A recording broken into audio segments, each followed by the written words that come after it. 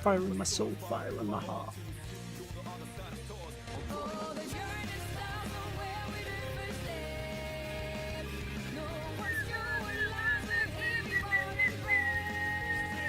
Who knows, maybe.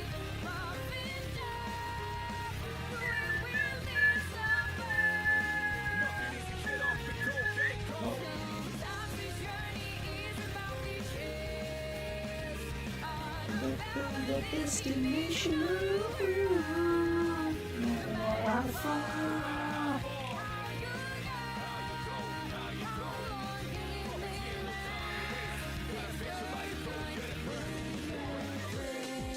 Okay, that's pretty good.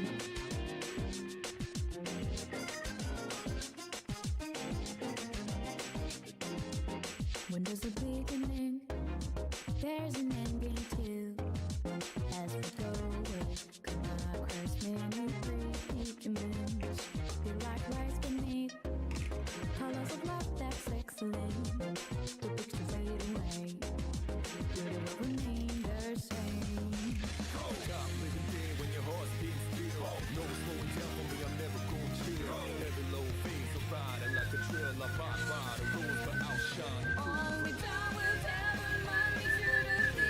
Chris, how's it going, man? Crowish, how's it going? Clown, how's it going? Today we're starting Shadow Slave today. Dude, Chris, holy peak. Echo, what the fuck? I'm echoing. I don't know where they're going. Okay, there you go. It should be gone. Oh, sorry guys. Chris, my bad. Dude, Chris, dude, that fucking episode was so good. What? Tinab, how's it going, man? I know, Shadow Slave, asked me for it, whatever. We're also going to be doing a Reverend Insanity side by side as well, so watch out for that. Plague, how's it going, man? Dude, that episode was perfect. Oh my god.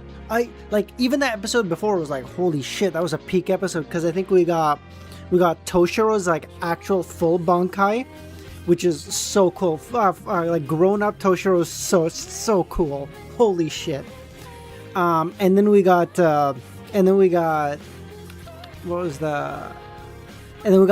Bankai. Kenny's Bankai is so good. Kenny's like, fuck, he's so strong. And then Yachiro comes like, you know the name of that power. Bankai. Oh my god. It's so peak.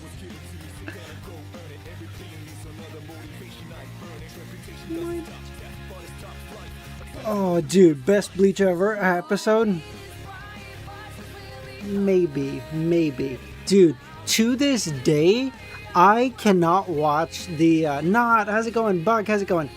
To this day, I cannot, oh, Dare Killer, I don't know if I said hi, how's it going, man? To this day, I cannot watch, Ichigo versus Byakuya, in the Soul Society arc, without getting so hype. Oh my god.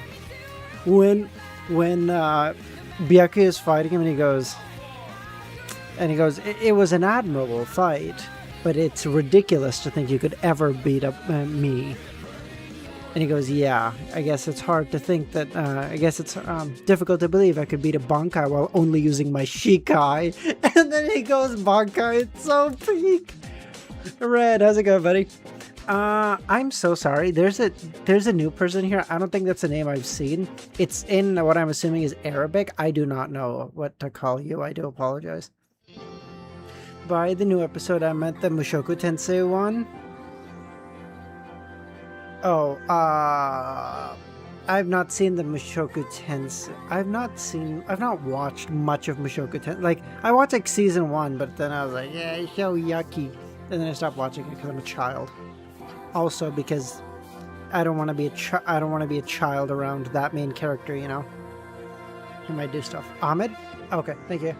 Thank you, not.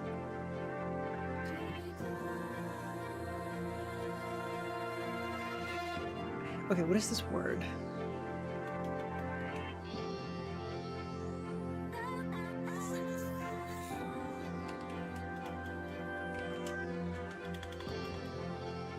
It was a very good one since it adapted the full Nanahoshi Crash out. Ah. Are you finished Mushoku Tensei now, Blake? I don't even know. Is Mushoku Tensei still running, or is the web novel finished? I genuinely know nothing about it. I'm not even gonna.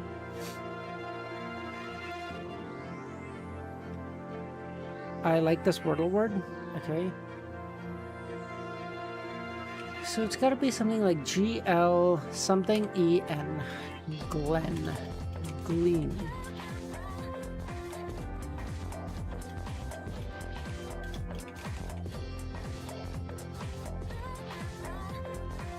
I finished at the beginning of this month. Oh, okay. So it's done. How'd you like the main stories finished? Main story finished meaning like as in he's still doing like some side story content that he's still writing and stuff. By he, I'm obviously referring to the author.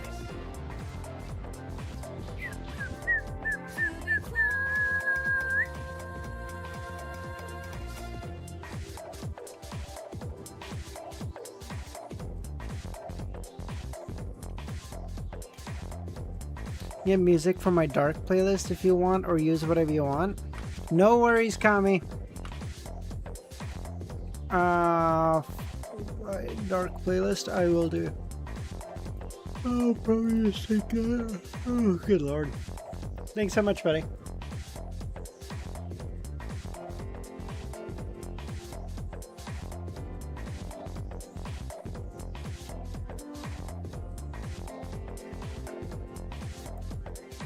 Okay, I have the playlist open for now. I'm just gonna keep Persona music. I'll do it. The last redundancy book is coming in a few months. Oh, so that's not how you spell redundancy, but I got what you were trying to say. I can't do the word, bro. This word is absolute garbage age.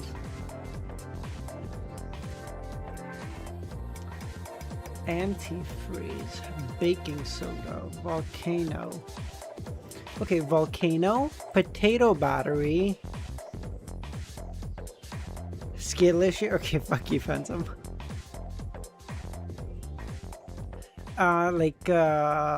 Ank's illiterate and uncultured. Fuck you. Volcano, potato battery, like middle school science experiments or something. Baking soda vinegar?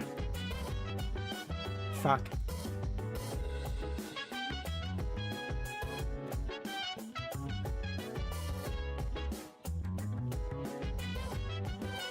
Or have you? No, Feng Yuan. We're starting Shadow Slave today. We're starting Reverend Insanity on Tuesday.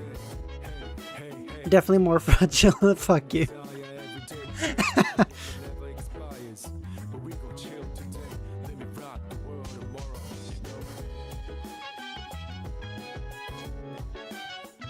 Chris, how's it going, buddy? Honestly, can't wait for the next story set in the Mushoku Tensei world. Can't wait to see the world. Oh, it's a time skip. Cool.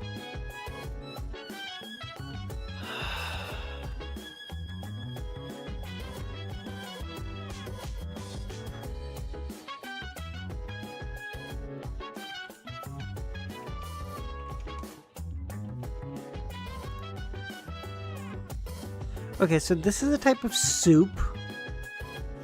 Home fries.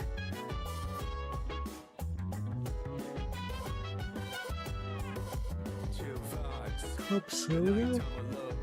I know. Oh wait. Hydrogen peroxide, baking soda, vinegar. Club soda, like. There we go. Okay. Antifreeze, vodka, tinderbox. Vodka, powder keg. No. You going for reverse order? What do you mean? Potato battery. Does anyone get this? Am I dumb? Potato battery. Volcano. Oh, no, I'm not going for anything, and I'm not going for a particular order. I don't much care. Potato battery, volcano, time bomb.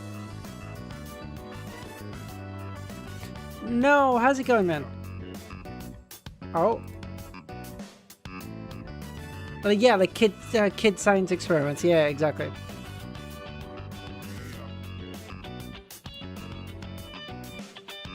Fuck. Come on, vacuum? Is that something to do with the antifreeze?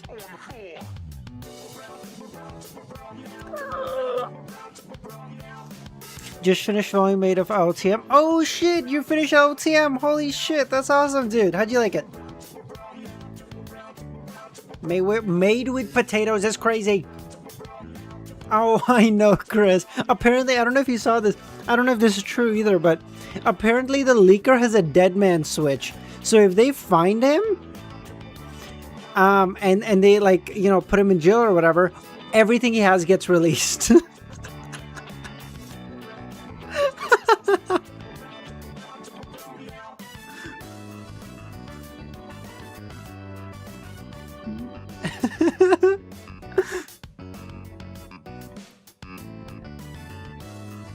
I'm pretty sure that's fake. I don't know. I saw it somewhere and I was like, dude, if that's true, that's so peak.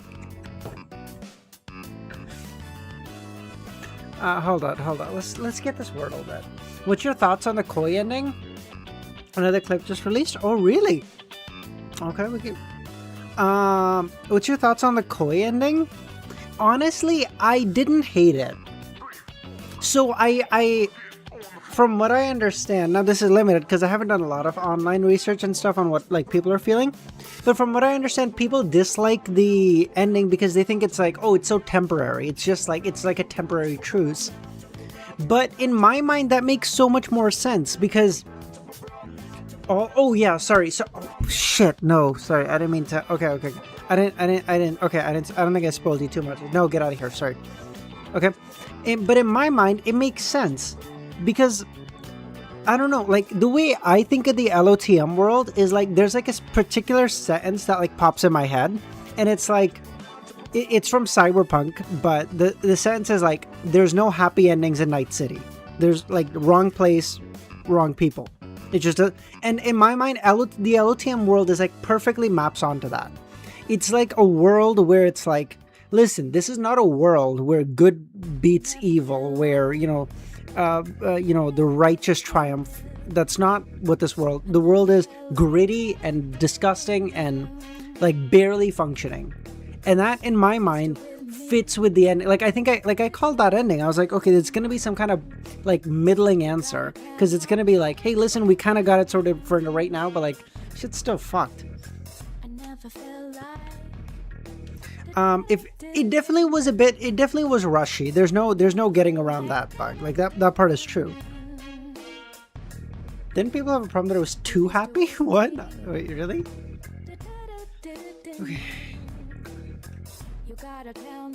Okay, so in my mind, this is like,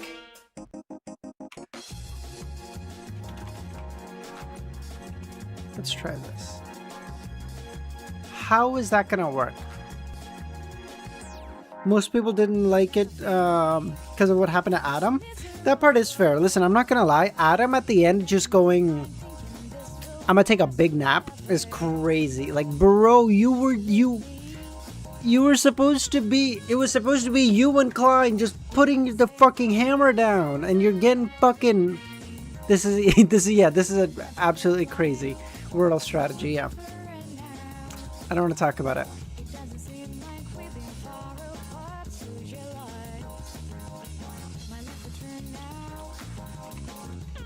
Kren, how's it going, man?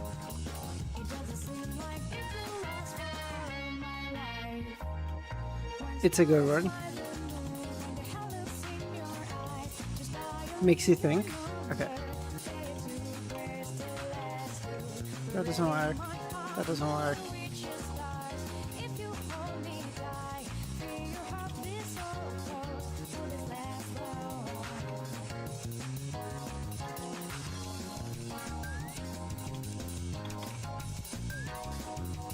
Oh, you got it! Oh, let's go. You see, Chris, this is a wild Wordle strategy. And it's because I like to be clutch, okay? Don't you want your streamer to be clutch? I'm Clutch, baby. What's up? Uh, yes, it's my first time reading Shadow Slave, Kren.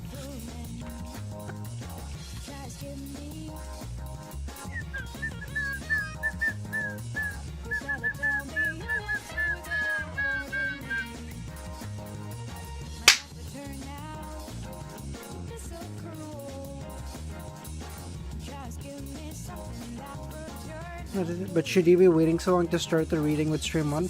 This is a good point. You know what? You're not even wrong.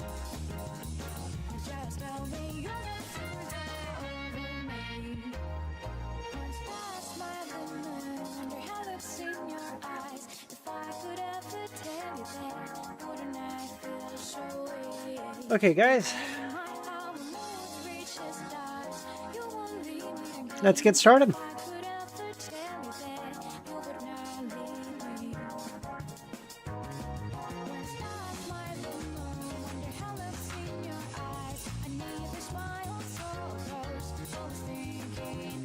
Now, I have no idea what to expect for music going on, so I'm going to be winging, and my goat isn't here, so I'm going to be winging this very much, okay? So I don't want to hear bullshit about, well, this music doesn't fit, okay? My Kami isn't here, I don't know what to tell you. So I'm making this up.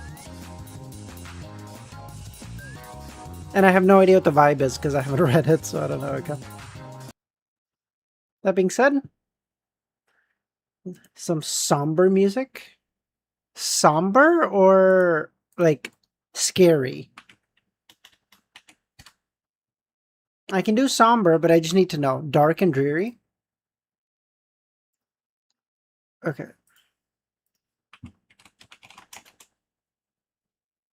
Oh, actually, I might have... oh my god, hold on. I'm actually not going to do his. I might have an answer for this. Hold on.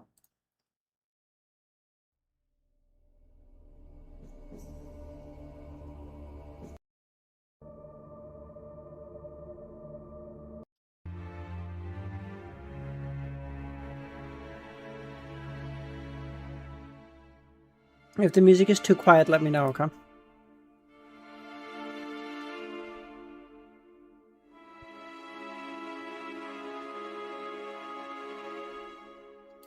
Okay, boys and ladies. I think it's just boys here, but all the same, okay? Chapter 1. A nightmare begins. A frail-looking young man with pale skin and dark circles. Wait, hold on. Okay, wait, hold on. Okay. Okay, I'm actually gonna record this because I'll probably put the first video up as a video, okay? First video up as a video. Fucking genius. Okay? Alright. Chapter 1. Nightmare begins. A frail-looking young man with pale skin and dark circles under his eyes was sitting on a rusty bench across from the police station. He was cradling a cup of coffee in his hand, not a cheap synthetic-type slum rats like him had access to, but the real deal. A cup of plant-based coffee, usually available only to high-ranking citizens, had cost him most of his savings, but on this day, Sonny had decided to pamper himself. Okay, so there's like a ranking system for people, okay? After all, his life was coming to an end. Enjoying the warmth and the luxurious drink, he raised the cup of coffee and savored the aroma, then tentatively took a small sip and grimaced. Ugh, so bitter. This is me anytime I don't have 48 cups of fucking creamer in my coffee. Giving the cup of coffee an intense look, Sonny sighed and forced himself to drink some more. Bitter or not, he was determined to get his money's worth. Taste buds be damned. Have you guys ever bought like a $17 drink from Starbucks and it was dog shit? And you go, fuck, but I gotta drink this now. I should have bought a piece of real meat instead. Who knew coffee's so disgusting? Well, it'll keep me awake at least. He stared into the distance, dozing off, then slapped himself to wake himself up. Ugh, what a rip-off. Shaking his head and cursing, Sonny finished his coffee and stood up. Rich people living in this part of the city were rushing past a small park on their way to work, staring at him weirdly. Looking haggard in his cheap clothes and from the lack of sleep, unhealthily thin and pale, Sonny was indeed out of place. Also, everyone seemed so tall. Watching him with a bit of envy, he tossed the cup into the garbage bin. I guess that's what 3 full meals a day will do to you. How many chapters are you planning? Finyuan, I'm thinking like 2.5 hours of reading, give or take. So how many have I don't know how long the chapters are, so I'm not going to give like a chapter number because I don't want to say like 9 because that's what I'm used to for Lord of the Mysteries, because maybe the chapters are longer, maybe they're way shorter. I just don't know.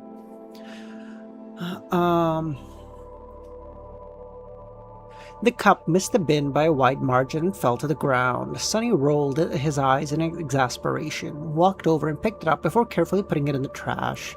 Then, with a slight grin, he crossed the street and entered the police station. Inside, a tired-looking officer gave him a quick glance and frowned. "You lost, boy. It's short. You'll cover on 20 chapters? Yo. How many chapters is Shadow Slave on right now? Because I think Shadow Slave is ongoing, right? I believe. I don't. Maybe I don't fucking know, dude. I don't know anything about this. Sonny looked around with curiosity. 3,200. Okay. Oh shit. Okay. Sonny looked around with curiosity, noting reinforced armor plates on the walls and poorly hidden turrets nested in the ceiling. The officer looked scruffy and mean. At least police stations remain the same wherever you go. "Hey, I'm talking to you." Sonny cleared his throat. No. He then scratched the back of his head and added, "As demanded by the 3rd Special Directive, I am here to surrender myself as a carrier of the Nightmare spell." Okay, I didn't make the music change perfectly on purpose, but that kind of worked, no? I'm like, dude, the universe is truly helping me here. The officer's expression changed from irritated to wary. He looked at the young man again, this time with piercing intensity. "Are you sure? When did you start showing symptoms?" "A week ago." The officer became paler. Fuck. Then, with a hurried motion, he pressed a button on his terminal and bellowed, "Attention! Code black in the lobby. I repeat, code black." The Nightmare spell first appeared in the world a few decades ago. Back then, the planet was just starting to recover from a series of devastating natural disasters and subsequent resource wars. At first, the emergence of a new disease that caused millions of people to complain about constant fatigue and sleepiness didn't attract any attention. But when they started to fall into an unnatural slumber with no signs of waking up even days later, the government began to panic.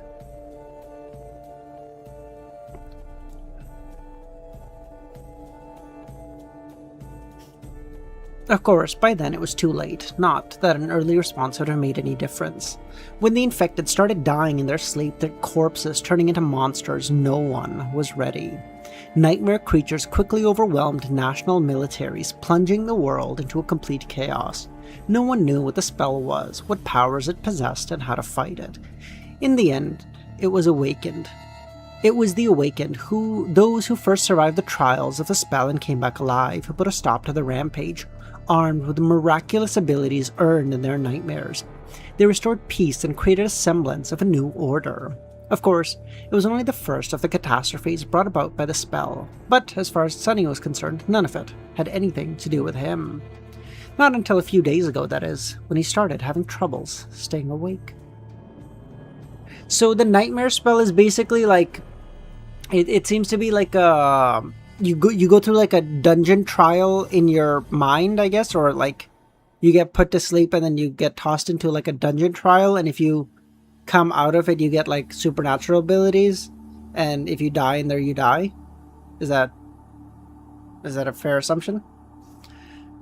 Of course, it was only the first of the catastrophes brought about by the spell. Nope. Okay, for an average person, being chosen by the spell was as much of a risk as an opportunity. Kids learned survival skills and fighting techniques in school on the off chance of being infected. Well-to-do families hired private tutors to train their children in all sorts of martial arts. Those from the awakened clans even had the access to powerful legacies, wielding inherited memories and echoes in their first visit to the dream realm.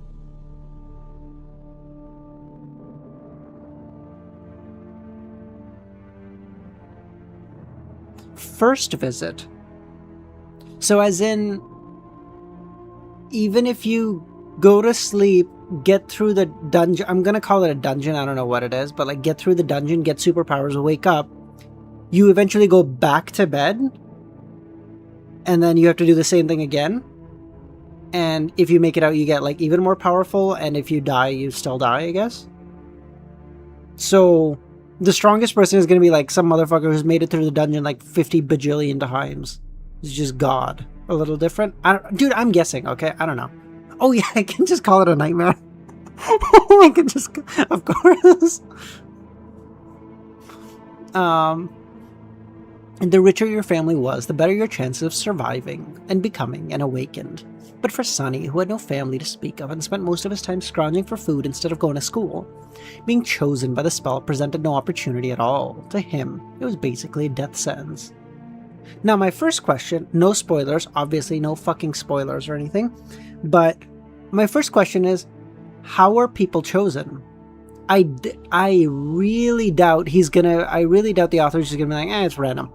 I doubt, like, there's gotta be like a system or a reason people are chosen, so that's my first question.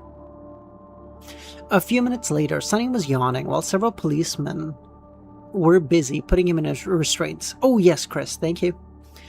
Soon he was fastened into a bulky chair that looked like a weird mix between a hospital bed and a torture device. The room they were in was situated in the basement of the police station, with thick armored walls and a formidable-looking vault door.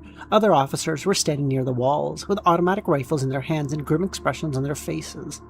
Sonny did not particularly care about them. The only thing he could think about was how much he wanted to sleep. Finally, the vault door opened and a gray-haired policeman walked in. Captain Dunn. He had a seasoned face and stern eyes, looking like someone who had seen a lot of terrible things in his life. After checking the restraints, the policeman glanced at his wristwatch, then turned to Sonny. "What's your name, kid?" Sonny blinked a few times, trying to concentrate, and said, "Sunless." Wait, hold on. His name is Sunless and he goes by Sunny? That's like your name being like Rain and then you go by Drought. Like, what? Sunless? That's a strange name. Sonny tried to shrug, but found himself unable to move. What's so strange about it? At least I have a name. Back in the outskirts, not everyone even gets one. After another yawn, he added, "It's because I was born during a solar eclipse, and my mother had a poetic soul. That's why he got this weird-ass name, and his little sister was called Rain." Hold on, I'm a prophet. Oh my god, my prophetic abilities from Lord of the Mysteries have returned. No shot.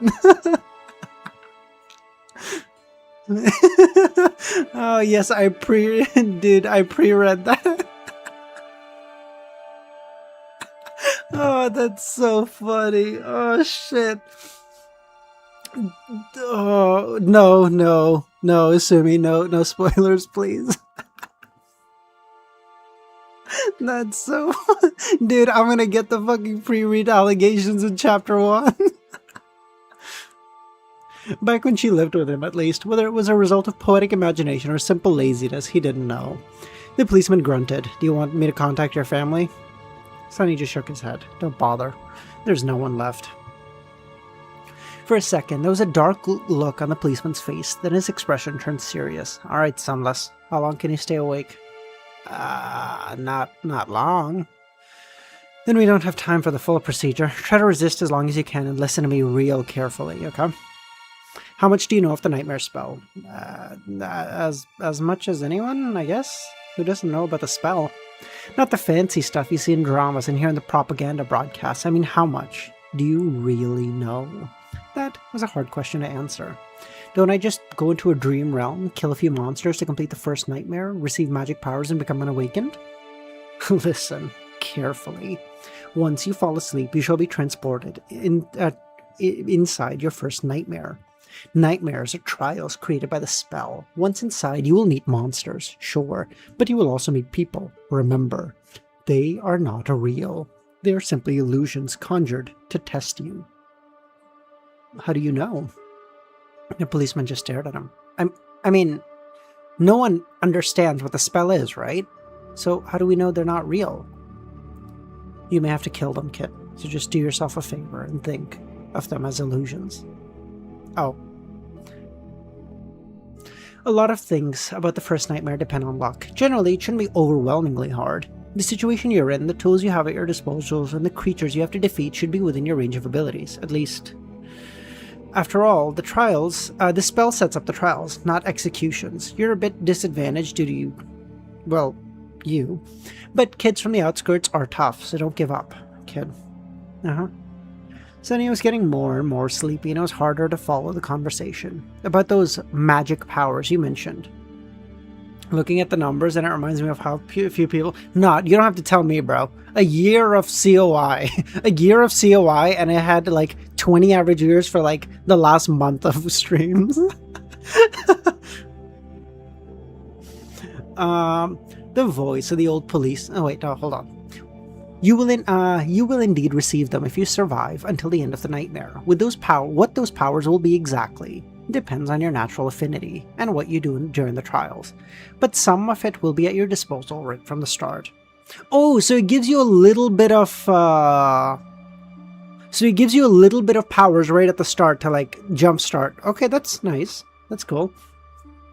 The voice of the old policeman sounded more and more distant. Sunny's eyelids were so heavy that he was struggling to keep them open.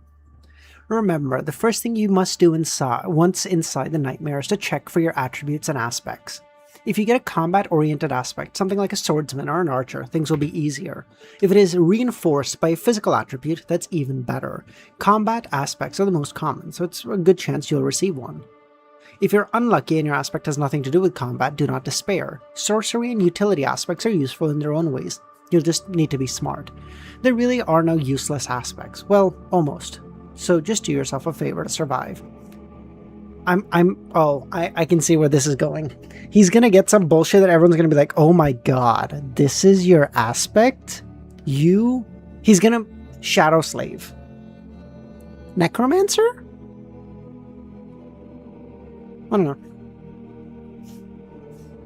If you survive, you'll be halfway to becoming an awakened. If you die, you'll open a gate for a nightmare creature to appear in the real world, which means that me and my colleagues must deal with it. So please, don't die, Sunless. Already half asleep, Sunny felt a bit touched by the policeman's words, or at least try not to die right away. The nearest awakened won't be able to be here for a few hours, so we'd really appreciate it if you don't make us fight that damn thing ourselves. What a bitch. What a bitch. He's like, listen, if you gotta die, just hold out for a bit, okay? Hold up in a corner if you need to, not my problem, just don't, just wait a bit, okay? Aaron, how's it going, man? Are you saying never read SS, like I shouldn't read it? Or are you saying you've never read Shadow Slave? English is a goddamn tough language, Jesus. What? With that last thought, Sunny finally slept into a deep slumber. I've never read it. Oh, I see. Okay. So you're gonna read it with me, Aaron? Everything went black, and then in the darkness, a faint, familiar voice rang. Aspirant, welcome to the Nightmare Spell. Prepare for your first trial. Chris, dude, thank you. Well, you was lock in, bro. I'm sure your gun can do something. Oh, this is true. The manhwa did come out. I can see you. How's it going, man? Thank you so much, Chris. What was I gonna say? Yes, the manhwa. I know it's come out, but I don't want to read it because, like, every chapter of the manhwa is probably gonna cover like 7, web novel chapters or something. So if someone knows how many chapters of the manhwa are out and roughly how much that covers to, if I read all the chapters and then I can go back and read the manhwa, that's fine. I just don't want to read something in the manhwa because I'd rather get the full experience of it in the web novel, if that makes sense. Okay, I gotta turn on my fucking AC. It's fucking cold as fuck in my room now. Jesus. Sunny dreamt of a mountain. Oh wait, no, hold on. I gotta change the chapter. Just read the novel, I'll let you know. Thank you, Chrissy. You mind if I call you Chrissy?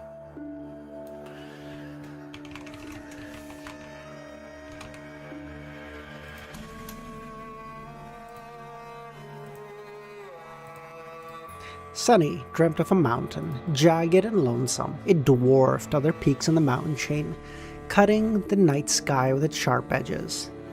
A radiant moon bathed in slopes. Chris! Dude! Holy shit! Dude! Chris, bro! Holy fuck, you did not have to. Holy shit. Thank you so much, dude. Holy shit, everyone's getting a fucking membership today. Jesus. How many? Just not shut the fuck up. Chris doesn't know about that. Chris wasn't here back then. Okay, stop. Don't delete your message. Dude, seriously, thank you so much. You don't know how much that means. Now add 50 hours to the timer. Yeah, okay, I'm gonna stream for the next 53 hours, okay? Okay, holy shit. Thank you so much, Chris, seriously. Dude, if you're in chat and you still didn't get one, that's fucking crazy. Then you might just have like the gifted memberships off. Like that's nuts. Thanks for your chat. I started reading Lord of the Mysteries. It really is amazing. I'm on volume 2. Silverhead! That's so awesome, dude. Holy shit. That's so good to hear. I'm so glad I can make you read Lord of the Mysteries. You're gonna love it. It's so good. I hope by the time you're done, I can make you read like Reverend Insanity and Shadow Slave 2, but we'll see, okay? But that's so good to hear, dude. Like, you don't know how much that means to me. Like, that was like part of it. I was like, you know, I never read web novels before, so I was like, maybe I can help put some other people on too. So that's awesome. That's so good to hear, dude. Thank you. I always get some from Dara streams. Sorry, okay, hold on. Let me lock it. Jagged and lonesome, it dwarfed other peaks in the mountain chain, cutting the night sky with its sharp edges. A radiant moon bathed in its slopes in the ghastly pale light. I'm gonna leave because don't want spoilers. No worries, Silverhead. Thank you so much for coming, dude. If you don't mind, consider joining our Discord. Link in the description. I really want to hear how your progress goes. Okay, bye, buddy. A radiant moon bathed its slopes in a ghastly pale light. One of those slopes, the remnants of an old man, stubbornly clung to the rocks. Here and there, weathered paved stones could be seen through the snow. To the right side of the road, a sheer cliff face rose as an impregnable wall. As my goated Sir Bronn of the Blackwater said, "Give me 10 good men and some climbing spikes, I'll impregnate the bitch." Let's go. To the left, a silent black sea of nothingness, indicating an endless fall. Strong winds crashed into the mountain over and over, screaming in a powerless rage. Suddenly, the moon fell over the horizon. The sun rose from the west, streaked across the sky, and disappeared in the east. Snowflakes jumped from the ground and returned to the embrace of the clouds, suddenly realizing that he was seeing the flow of time in reverse.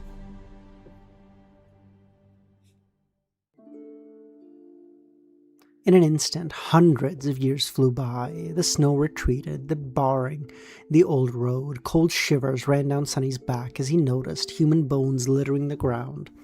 A moment later, the bones were gone, and in their place a slave cavern appeared, moving backwards down the mountain in a clamor of chains. Time slowed and stopped, then resumed at its usual pace. Aspirant, welcome to the nightmare spell. Prepare for your first trial. What? What? Hold on. So we heard at the start, welcome to the nightmare spell. Then he saw like time rewind, like hundreds of years rewind. And then it said, welcome to the nightmare spell.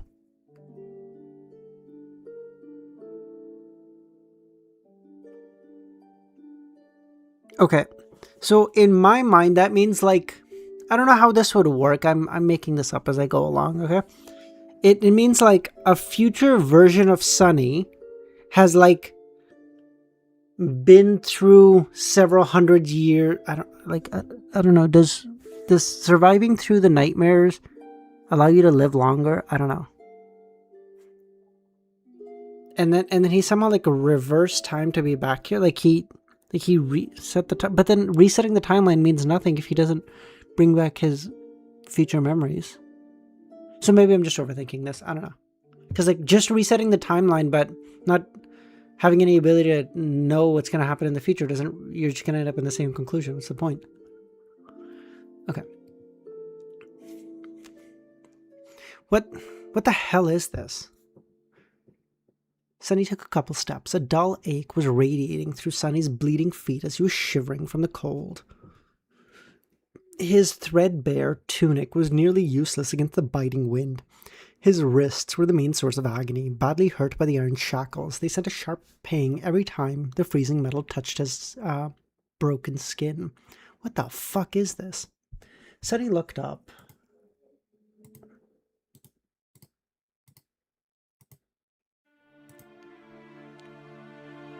Noticing a long chain winding up the road, with dozens and dozens of hollow-eyed people, slaves just like him, shackled to it at a small interval. Ahead of him, a man with broad shoulders and a bloodied back was walking with a measured gait. Behind him, a shifty-looking man with a quick, desperate eye was quietly cursing under his breath in a language Sunny did not understand, but somehow Sunny did not know, but somehow understood. From time to time, armored horsemen in ancient-style armor would pass by, giving the slaves menacing looks. However you judged it, this was bad. Sunny was more bewildered than panicked. True, these circumstances were not like what the first nightmares were supposed to be. Usually, freshly chosen aspirants would find themselves in a scenario that presented them with a fair amount of agency. They would become members of a privileged or warrior caste with plenty of access to weapons to at least try to tackle conflicts. Starting out as a powerless slave shackled and half dead was far from ideal. But the spell was about as much of a challenge as it was about balance. As the old man said, it created trials, not executions, so Sunny was sure that to counter this abysmal start, it would reward him with something good. A powerful aspect at least, right? Let's see, how do I do this? Remembering the popular webtoons he read as a child, Sunny concentrated and thought about words like status, myself and information, and soon. As soon as he focused, shimmering runes appeared in the air in front of him. Once again, although he did not know this ancient alphabet, the meaning behind it was somehow clear. He found the rune describing his aspect and lost his composure. What the actual fuck? Name, sunless. True name, blank. Rank, aspirant. Soul core, dormant. Memories, nothing. Echoes, nothing. Attributed, faded. Attributes, faded. Mark of divinity, child of shadows. Aspect, temple slave. Wait. Okay. Okay, that's rough. His aspect is a slave. Okay, that's bad. But mark of divinity, child of shadows. So that's child of shadows, shadow slave. So like, you want to write notes for the series? Oh, that's actually a good point. This is a good point. I should do this. I should start a new notes. I don't know how long I'm going to keep them for, because even in Lord of the Mysteries, I stopped really caring after like book 1. But hey, fuck it, right? When in Rome. Let's start. Okay, hold on.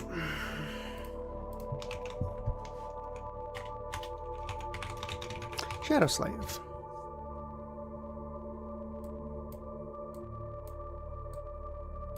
Oh, fuck me. Okay. There we go. Got it.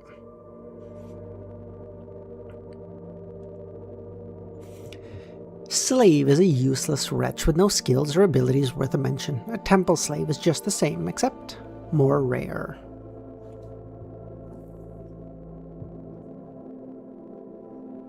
Speechless, Sunny stared at the ruins, trying to convince himself that maybe he's seeing things.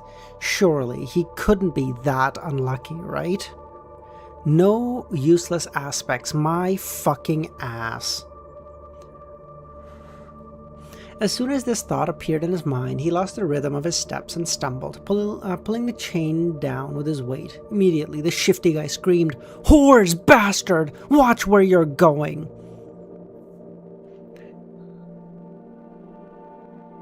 Now caught up with Nightshade. How's it going, man? I think the Discord said this time. Am I crazy? Oh my fucking god, you're so right. Nightshade, I'm so sorry. I put in an hour later than I started. Oh, I'm so stupid. You're so right. Oh, I'm so sorry, dude. I don't know why. Oh, I did. I put it to 2 instead of 1. I'm so sorry. I'm so sorry. It's supposed to be 1. I'm so sorry. 1 my time.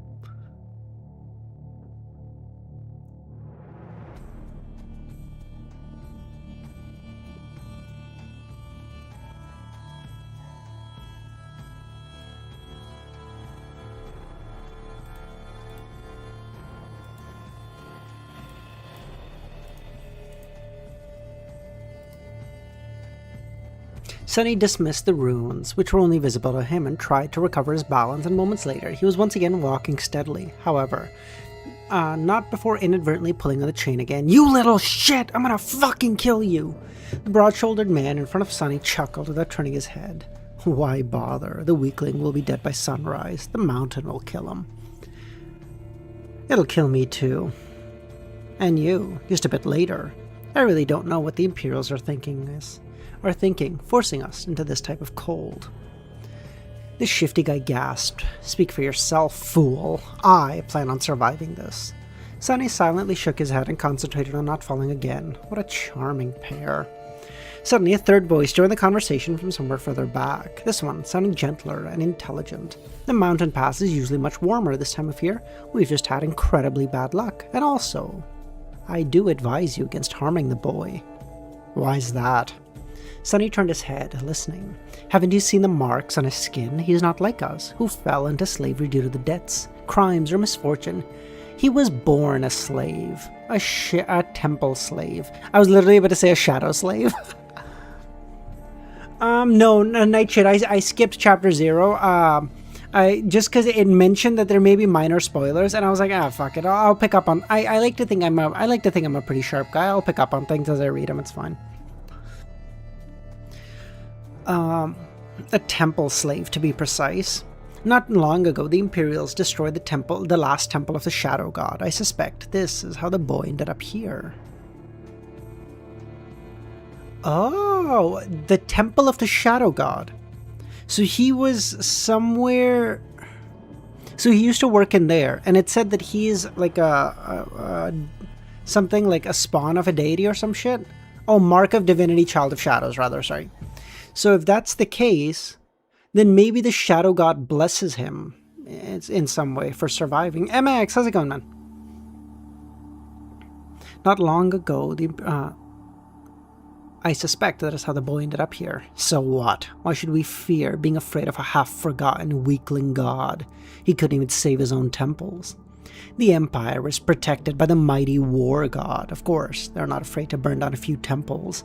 But we are here not protected by anything or anyone. Do you really wish to risk angering a god? Kren, how's it going, man? I messed up the time on Discord. Yeah, I fucked up. I'm so sorry. Dude, I don't know. This, like, maybe it's just because I took, like, 2 weeks off streaming or whatever. Like, maybe 3 weeks now, I guess. Like, my whole shit is cooked. Like, I can't even... I was like, what the fuck? Like, it's so... like, I forgot how to use OBS for a second. I was like, where do I click? Like, it was so fucked. Their conversation... Want me to send a ping in Discord? No. It should have sent a ping in when I went live. It's all good, Chris. Don't worry about it. The broad-shouldered man grunted, not willing to answer, and their conversation was stopped by a young soldier riding a beautiful white horse, clad in simple leather cuirass, armed with a spear and a short sword, looking noble and dignified. "Strenzo, how's it going, man?" To Sunny's irritation, the asshole was really pretty too. If this was a historical drama, the soldier would definitely be a lead. What's going on here? There was no menace in his voice, even something resembling concern. When everyone hesitated, the gentle voice answered, "It's nothing, sir. We're all just tired and cold, especially a young friend over here. This journey is too difficult for someone that young." The soldier looked at Sunny with pity. "What are you looking at? You're not that much older than me," Sunny thought, but didn't dare say aloud. The soldier sighed and took a flask from his belt before extending it to Sunny. "Bear with it a little more, child. We will stop for the night soon. For now, here, drink some water." Child? Due to his thin skin and small stature, both caused by malnourishment, Sunny was often mistaken for being younger. Usually, he didn't hesitate to use it to his advantage, but for now, this really irked him. Remember, that's the goat? The guy on the... One small thing to note early is Sunny acts as a emo kid and is cringy. Got it. Thank you. Kren, the guy on the white horse is the goat. Okay. Still, he was really thirsty. Just as he was about to take the flask, when a whip cracked in the air and suddenly Sunny was in a world of pain. He stumbled, once again pulled on the chain, causing the slave behind him to curse. Another soldier, an older, angrier one, stopped his horse a few steps back. The whip that sliced the back of Sunny's tunic open drew blood belonged to him. Not even glancing at the slaves, the older soldier pierced his younger colleague with a disdainful gaze. "What do you think you're doing?" The young soldier's face darkened. I was just giving the boy some water. He'll receive water with the rest of the camp." "But shut your mouth! They are slaves, not your friends, understood? They are not even people. Treat them as people and you'll begin imagining things." The young soldier looked at Sunny, then lowered his head and put the flask back on his belt. "Do not let me catch you making friends with the slaves again. Or next time it'll be your back tasting the whip." As if to illustrate his intention, the older soldier cracked his whip in the air and rode past them, radiating threat and anger. Sunny watched him go with well-concealed malice. "I don't know how, but I will watch you die first." He then turned and looked in the direction of the younger soldier. "And you second." Bro, what? That guy was trying to help you. What? Bro, he's so evil. That guy was trying to help you. He said, for the transgression of trying to give me water, you'll die second." What the fucking slave that said, "Oh, this motherfucker's gonna die soon"? Nah, you're fine. You're fine. Don't worry about it. The guy was gonna give me water, you fucking dickhead. You're dead. You hear me? Bro, you got your priorities all fucked up. This is why you can't find food, goddammit. Oh, God.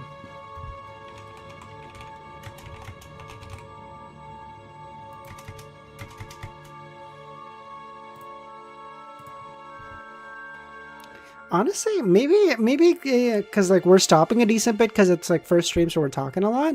But like the chapters don't feel that small because I feel like we're like 3 chapters in and it's been like 20 minutes of reading, 30 minutes of reading.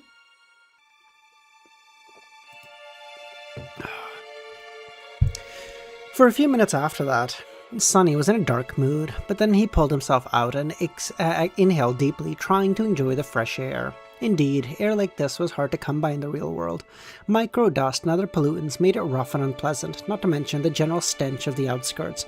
In better parts of the city, sophisticated filtration systems worked diligently, but the filtrated air tasted sterile and stagnant. Only the very rich had access to very pleasant air. They're like half a LTM chapter, holy shit. But then maybe it's just because it's been like 3 weeks of reading and not reading for me that I'm also a bit slower than I should be, maybe. And here he was, able to enjoy an unlimited amount of pristine, delicious air like a second-generational chaebol. Truly, being chosen by the spell has its benefits, if not only for the dreadful cold, his feet did not ache and his wrists and back were not in agony. The slave caravan slowly dragged itself up the mountain, with more and more slaves stumbling, periodically falling to the ground a couple more times. Those who could not walk anymore were taken off the chains and unceremoniously thrown off the road, down into the abyss that loomed.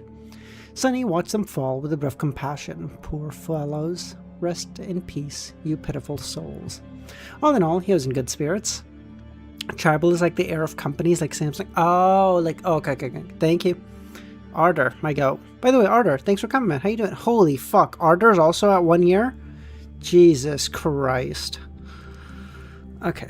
But in the end, it only took Sunny several days to come to terms with it. Wait, no. It was a bit strange to feel good amidst this disaster of a nightmare, but thankfully Sunny had time to prepare himself for this eventuality. When the symptoms of the spell appeared, he didn't handle it well. Dying before he even turned 17 was not something one copes with easily. But in the end, it only took Sunny several days to come to terms with it. After visiting his parents' makeshift resting place, well, actually, since he was too poor to afford even the cheapest slot in the remembrance facility, it was just 2 lines carved into an old tree, and adding a third for himself. Sunny became more relaxed and carefree. After all, he didn't have to worry about earning money, finding food, protecting himself, and planning for the future anymore. Once the worst that could happen already happened, what was there to fear? So becoming a slave and slowly freezing to death wasn't much of a shock. Because he knew the cold wouldn't kill him, simply because he had already seen what fate was awaiting the caravan further up. The picture of piled bones littering the ground was still fresh in his mind. Most likely a pack of monsters that were going to do the caravan in, and by the looks of it, the attack was going to happen in a matter of hours, not days. So he had a chance. He's going to be expecting it. He's gonna escape. He's gonna rebuild a temple to the Shadow God, become his blessed, gain the powers of darkness, become Sung Jin Woo, and then begin the story of solo leveling. It's OP. Everyone's gonna leave by the time.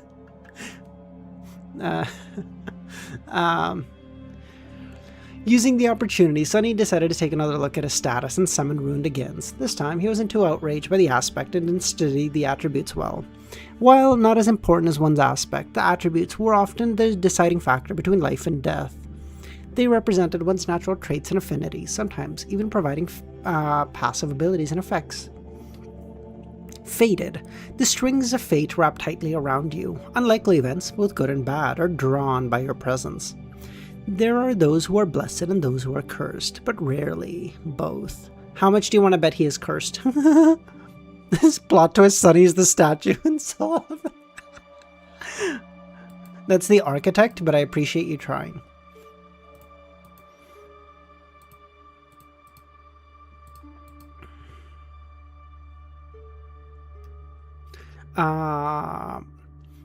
Attribute description. You bear a faint scent of divinity as though someone briefly touched it.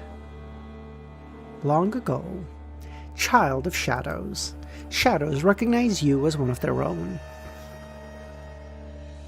Oh wait, so the shadow attack, he's gonna like blend into the shadows or something and then not get attacked because they're not gonna see him?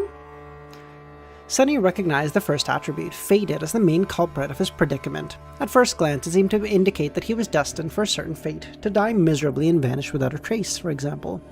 But after reading the description, it seemed he realized that being fated actually just meant improbable things had a good chance of occurring.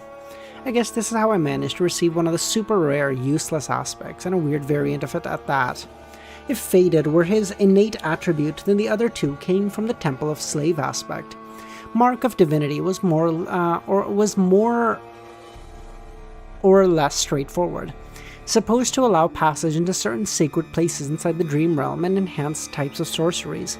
Since there was no sacred places in sight and Sunny's aspects had nothing to do with sorcery, it was rather useless. Child of Shadows was a strange one, though. He had never heard of it and had no idea what it was, at least not until the sun behind this mountain began to darken. To his surprise, Sunny found himself being able to see perfectly in the darkness, as though it was still as bright as day. This ability alone was nothing to scoff at, and it was quite possible that the shadows would reward him some other, unknown gifts. Finally, something good. I wonder if... Stop the caravan! Prepare to camp! Following the soldier's orders, the slaves stopped and fell to the ground, shivering and exhausted. The small clearing where the road widened was somewhat protected by the wind by a protruding mass of rock, but it was still too cold to rest. The soldiers got busy herding the slaves into a tight circle, forcing them to share warmth and lighting up a large bonfire in the center of the camp, although not before tending to their horses. The heavy wagon carrying food, water, and other cargo, to which the main chain was firmly affixed, was pushed forward to block the wind. While looking forward, Sunny noticed the young soldier from before, watching the mountain with a complicated look. What a weirdo. Soon the bonfire was blazing, and the stronger slaves tried to find their way closer to the fire, while the weaker ones, like Sunny, were forced to sit on the outer ends of the circle, with their backs freezing in the cold. Of course, any movement was encumbered by the fact they were still shackled to the chain. That's why the familiar broad-shouldered slave ended up where he started, despite his efforts to get close. "Damn Imperials," he hissed. The soldiers walked amongst the slaves, giving them water and food. Sunny, just like everyone else, received a few sips of icy water and a small piece of rock-hard, moldy bread. Despite its unappetizing look, he forced himself to eat the whole thing, just to be left as hungry as he was before. This is what I assume, this moldy bread that, every web novel talks about. I assume has got to be the Minecraft equivalent of, eating, a poisonous potato. It hurts you more than it helps you, and you're just like, the fuck was even the point, bro? The soldiers by the looks of it, he wasn't the only one. The shifty slaves that had been walking behind him looked around in anguish. By all the gods, they used to feed me better in the dungeons. He spat on the ground, desperate.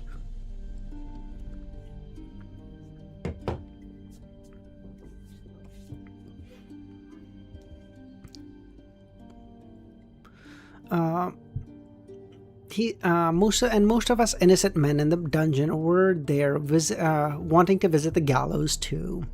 A few steps away, where the paved road ended and the sharp rocks began, a scattering of bright red berries were growing from the snow. Sunny noticed them before, clustering there along the road, and even noticed how pretty those resilient things looking contrasted against the white. The shifty slave's eyes glistened as he tried to crawl towards the berries on all four. "I would advise eating those, my friend. Or I would advise against eating those, my friend." It was the gentle voiced slave again. Sunny turned and finally saw him in the flesh for the first time. Dude, it's so weird. I didn't realize how much reading just cuttlefish for so long has fucked with my brain. I felt like I got to know, everyone has their own I don't know what everyone has their own way of writing, their own pathology or whatever. And I got so used to it where I could guess the second half of Cuttlefish's sentences by the first half. And you guys can probably hear it. I keep making mistakes while I'm reading because my mind is trying to put in the last half of how Cuttlefish would write a sentence, and then I actually read the sentence and I go, that's not it at all. And I'm trying to fix it, and I'm fucking myself up so much because it's so weird to I think reading this and Reverend Insanity side by side is actually going to help because it'll allow me to have a broader view of okay, instead of, because my brain is getting so hyper focused into a thing, this will allow me to broaden it out a little bit. I didn't even I keep fucking up as I'm reading and I'm like, dude, what are you doing? And I finally realized what was happening.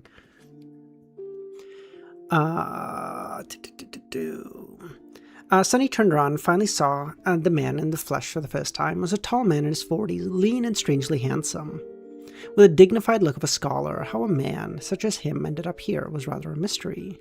"You and your fucking advice again. What? Why?" The scholar smiled apologetically. "Those berries are called bloodbane. They grow in places where human blood was spilled. That's why there's a lot of them here." "So what?" "It is poisonous. A few berries may be enough to kill a man." "Fuck." The shifty slave flinched and glared at the scholar. Sunny didn't pay them much attention. Bro, imagine the scholar is just saying this so he can eat all the berries. They're actually not poisonous. They're super helpful. They actually heal all your wounds. But he's like, fuck these guys. I'm going to tell them they're poisonous. Then when they go to bed, I eat them all. Fuck them. Because while looking around, he finally recognized the side of the camp as a place in his vision where the bones of the slaves were buried under the snow, and he was willing to bet that whatever it was that killed them was going to happen rather soon. As if to answer his thoughts, as a thundering noise rang from above, and in the next second, something massive came crashing from the skies.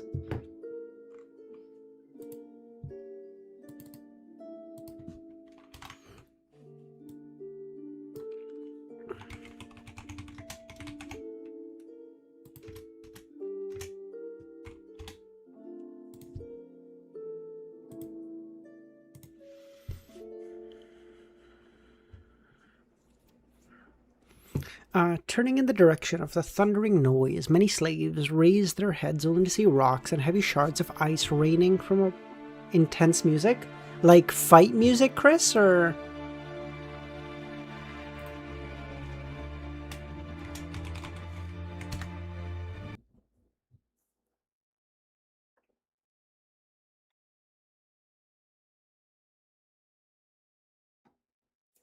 Let's try this.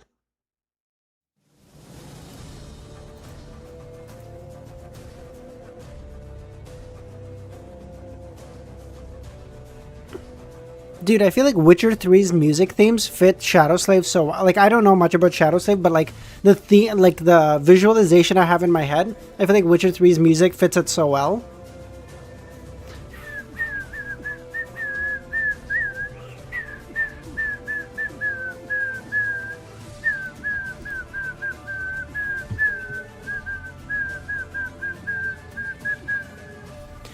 Turning in the direction of the thundering noise, many slaves raised their heads only see the rocks and heavy shards of ice raining from above them. They panicked, lurching away in a cacophony of screams. Shadows happily danced on black stones entangled by the thick chain. Those slaves fell to the ground and pulled others with them. Sonny was amongst the few that remained upright, mostly because he was ready for something like this, calm and collected, gazing at the night sky. His attribute-enhanced eyes piercing the darkness, he took a measured step back. In the next second, a piece of ice the size of a man's torso hit the ground right in front of him and exploded,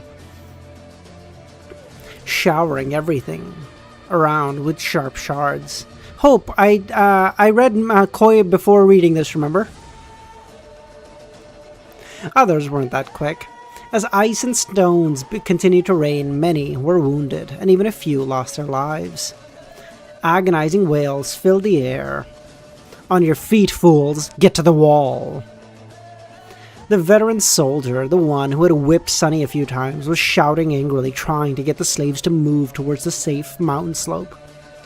However, before anyone could heed his command, something massive came crashing down, sending a tremor through the stones beneath their feet. It fell right between the caravan and the mountain wall, plunging everything into silence. At first, it looked like a clump of dirty snow, roughly round in shape and as tall as a mounted horseman. But once the creature unfurled its long limbs and rose, it towered over the stone platform like a nightmare omen of death.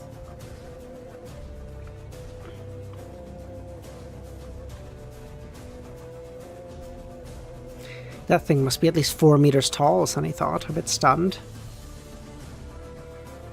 I'm LARPing, I've never read, fuck you. The creature had 2 stumpy legs, an emaciated, hunched torso, and disproportionately long, multi-jointed hands. 2 of them, each ending with a set of horrifying bone claws, and another 2. These ones, shorter, ending almost human-like fingers. The thing that first glance looked like a dirty snow turned out to be its fur. Grayish-yellow, gray and ragged, thick enough to stop arrows and swords. On its head, 5 milky, white eyes regarded the slaves with insect-like indifference. Beneath them, a terrible maw crowding with razor-sharp teeth was half open, as though in anticipation. Viscous drool running down the creature's chin and dripping into the snow. What unnerved Sonny the most, though, were the strange shapes endlessly moving, worm-like, under this creature's skin. Seer pathway, mythical form? Hold on.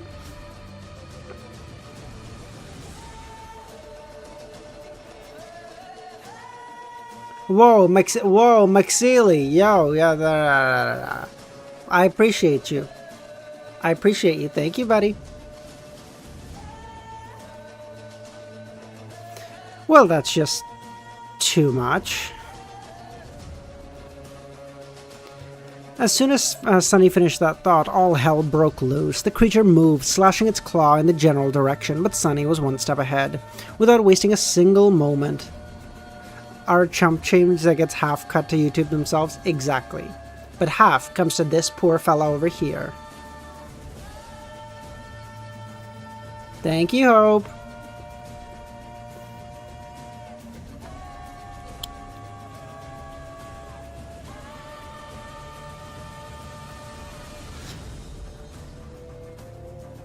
Without wasting a single moment, he jumped sideways as far as the chain allowed, conveniently placing the broad-shouldered slave between him and the monster. His quick reaction saved his life, as those sharp claws, each long as a sword, sliced through the broad-shouldered man in an instant and sent streams of blood flying through the air. Drenched in a hot liquid, Sonny hit the ground and his fellow slave, now simply a corpse, fell above him. Fuck, why are you so heavy? Temporarily blinded, Sonny heard a chilling howl and felt an enormous shadow pass over him. Immediately after, a deafening chorus of screams filled the night. Not paying any attention, he tried to roll the corpse to the side, but was stopped by a forceful lurch of the chain that twisted his wrist and filled his mind with pain. Disoriented, he felt himself being dragged a few steps. But then again, the chain suddenly slackened. He was able to control his hands again. See? Things could have been worse. Putting his palms against the dead man's chest, he pushed with all the strength he had. The heavy corpse stubbornly resisted all his attempts, but then again fell sideways. Setting Sonny free, however, he didn't get to celebrate this newly found freedom, as his blood suddenly turned to ice. McSeely, bro, that's a ridiculous reason. Saying the name Sonny is too ridiculous. That's such a childish reason, bro. Come on. Listen, I'm not gonna sit here and be like, listen, this is everyone should read Shadows. Okay, I don't know. I'm 4 chapters into it. Seems fun so far. Okay, if I don't end up liking it later, that's fine. But like, dude, that's not a good reason at all. It's like the people I hate who say, oh, I can't watch JoJo's. You know, the animation is too jarring. Fuck you. Fuck you, okay? You're missing out on peak because the animation is slightly different. Don't even...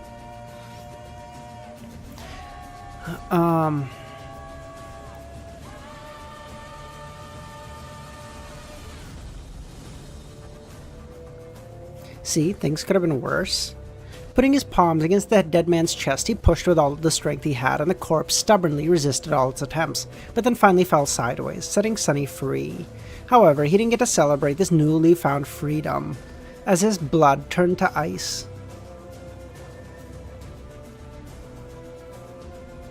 Also, I can't watch JoJo for that same reason. Fuck you.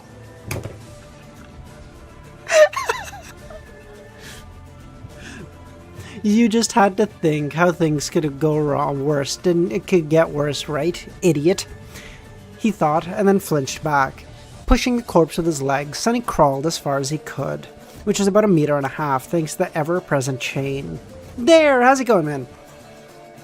He quickly glanced around, noticing a mass of dancing shadows and the silhouette of monster rampaging amidst the screaming slaves on the opposite end of the stone platform. Then he concentrated on the dead body, which was starting to convulse with growing violence.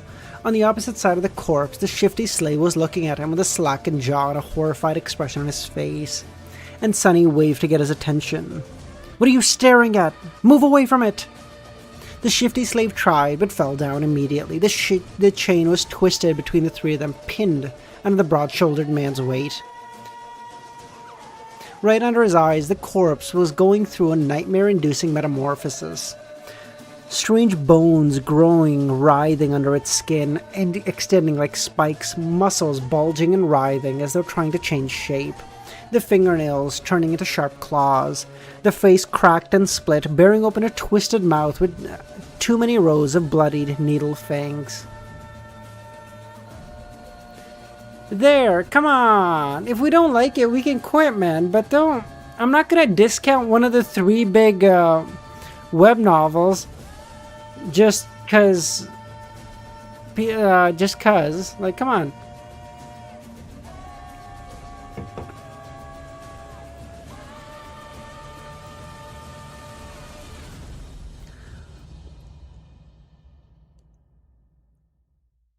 The fingernails turning into sharp claws, the face cracked and split, bearing open a twisted mouth with... Okay, I don't like this. Bearing open a twisted mouth with one too many rows of bloodied, needle-like fangs. It takes a toll on you? Okay,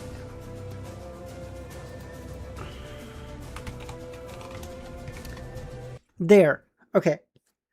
No one ever said, hey, don't read Koi, because, you know, you're gonna fucking get 0 views and 0 fucking growth for your channel for a year. Everyone let me suffer through that, but God for... Chris! Dude! Holy shit! Chris! Holy shit! Damn! Hold on. Lord of the Mysteries, baby second. Hold on. He's cooking. He's cooking. It is so hard to argue with his logic. Holy fuck. Damn. His logic is rock solid, boys. You gotta give him that. Oh my god.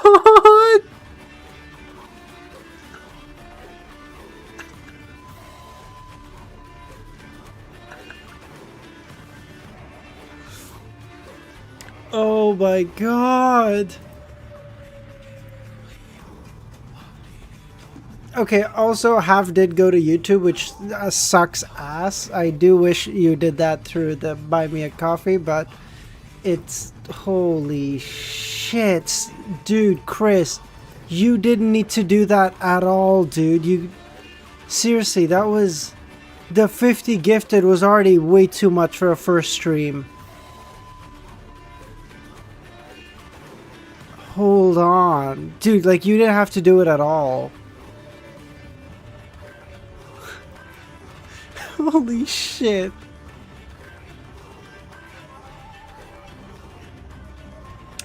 Thank you so much, dude. Holy shit. Holy fuck.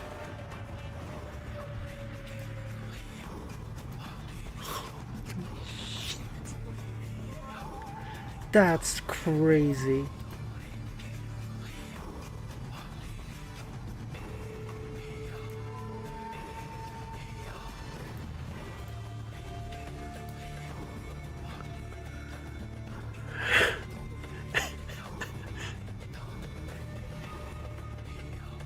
Okay, sorry, hold on.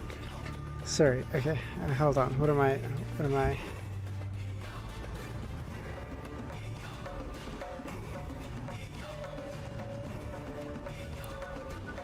This is not right.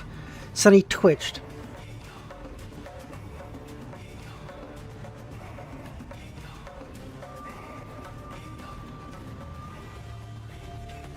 Sunny twitched, feeling a strong urge to empty his stomach. The chain! The scholarly slave was just a few steps behind the shifty one, pointing at the shackles with his face as pale as a ghost. The remark was far from helpful, but given the circumstances, his shock was understandable. Being shackled was bad enough. Being shackled to such a horror was unfair, truly. But Sunny's conclusion that things weren't right did not come from self-pity. He meant the whole situation was not right. The spell, the mysterious as it was, had its own set of rules. Rules for what type of creatures could appear in a nightmare. Nightmare creatures had their own hierarchy, from mindless monsters. From mindless beasts to monster, followed by demons, devils, tyrants, terrors, and finally mythical titans. Mythical titans? Brother, what?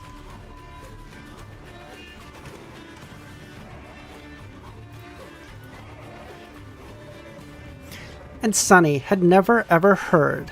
Wait. Also known as calamities, the first nightmare was almost always populated by beasts and monsters, rarely with a demon mixed in, and Sunny had never ever heard of anything stronger than a single devil appearing. Write that down? Oh, true.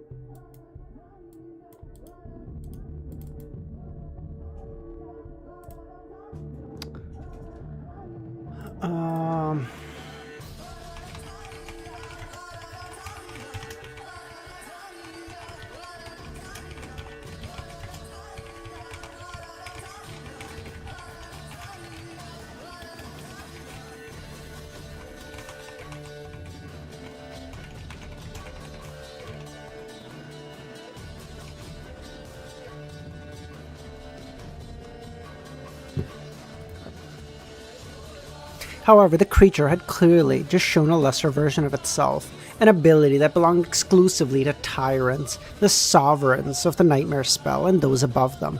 What is a tyrant doing in the first nightmare? How powerful was that fated attribute? But there was no time to ponder, so he's clearly cursed. He's just cursed. Unfair or not, there was only one person now who could save Sunny. Himself. The broad-shouldered man, what was left of him, slowly rose, his mouth strangely producing clicking sounds.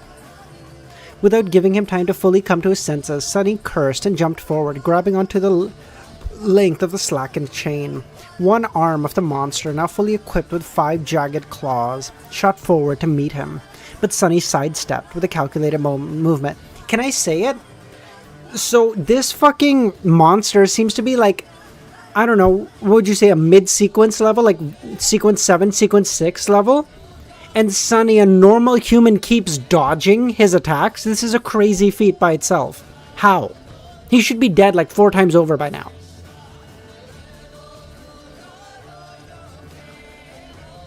What saved his skin this time was not quick reaction, but simple presence of mind.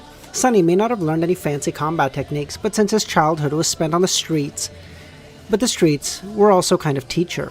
He had spent his whole life fighting for survival, and quite often, literally. That experience allowed him to keep a cool head on his shoulders amidst conflict.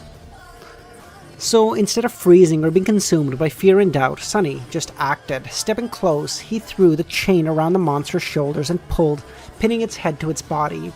Before the creature, still slow and groggy from its transformation, could properly act, Sunny wrapped the chain around several times, barely saving his face from being bitten off by the creature's terrifying maw.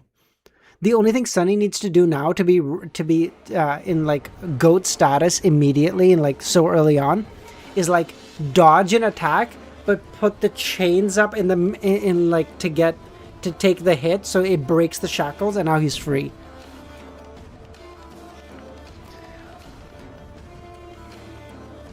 The good thing was the monster could move its hands now. The bad thing was the length of the chain he used to immobilize it was gone, leaving almost no distance between them. "You too!" Sunny screamed, addressing his 2 fellow slaves. "Pull on that chain as though your life depended on it." Because it was. The shifty slave and the scholar gaped at him, and then, understanding what he was thinking, started to move, grabbing the chain from opposing directions and pulling as hard as they could, tightening its grip on the monsters, not letting it loose. Great, Sunny thought. The monster bulged its muscles, trying to break free. The chain creaked, caught on spikes, as though breaking apart. Not so great.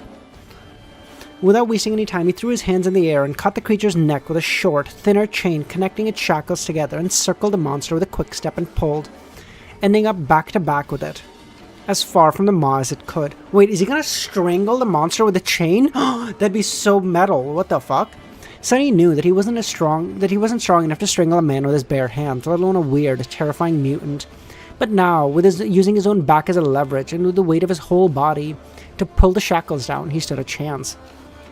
He pulled down with all his might, feeling the monster's body pressing against him, bone spikes brushing against his skin. The monster continued to struggle, clicking loudly, trying to break the chain. Now it was just a question of what would break first, the chain or the monster. Die, bastard! Sweat and blood rolling down Sunny's face as he was pulling and pulling and pulling down with as much force as he could muster. Every second felt like an eternity. When is Reverend Insanity stream? Tuesday, Captain Chaos. Sweat and blood were rolled down Sunny's face as he was every second felt like an eternity. His strength and stamina, what little he had to begin with, were running out quickly. His wounded back, wrists, and muscles pierced by the bone spikes in agony. And then finally, Sunny felt the monster go limp, and a moment later, a voice rang out in his ears. It was the most beautiful sound he had ever heard. "You have slayed a dormant beast, Mountain King's larva." Beast. So beast is the lowest one. What the fuck? This is a beast? This is the lowest level one? So it's not that strong? He's just that weak?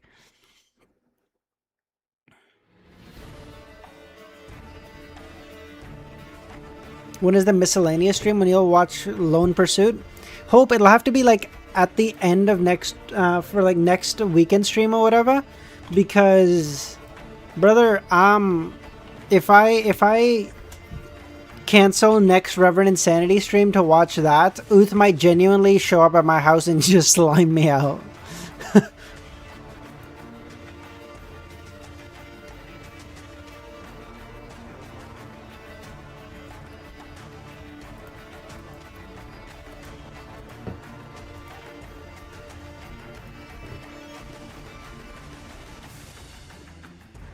Sunny fell to his knees, breathless. His whole body felt as though it had just been through the meat grinder. Even a large amount of adrenaline could not wash away the pain and exhaustion.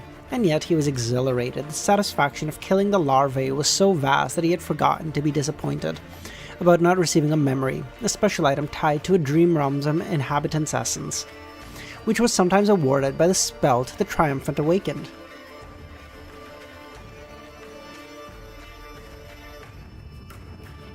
A magic sword or a suit of armor would come in rather handy right now. Fuck, he'd even settle for a coat. 3 seconds. You can rest for 3 more seconds, Sunny thought. After all, the nightmare was far from over. A few moments later, he forced himself to come back to his senses and look around. The larvae was dead, which was good, but he was still tied to it by the damn chain. The shifty slave and the scholar, both pale as death, were busy untangling themselves to buy the 3 of them at least some freedom of movement. Furthermore, torn bodies from pieces of flesh were laying on the ground. Many slaves killed, a few had managed to escape and were now running. Fools, they're dooming themselves. The chain, as it turns out, at some point was broken in 2. That's why it suddenly slackened when Sunny was being dragged by the mass of the panicking slaves. If their shackles had a less sophisticated locking mechanism, he could have tried to free himself. However, each pair was fixed to a specific link. Without unlocking them, no one was going anywhere.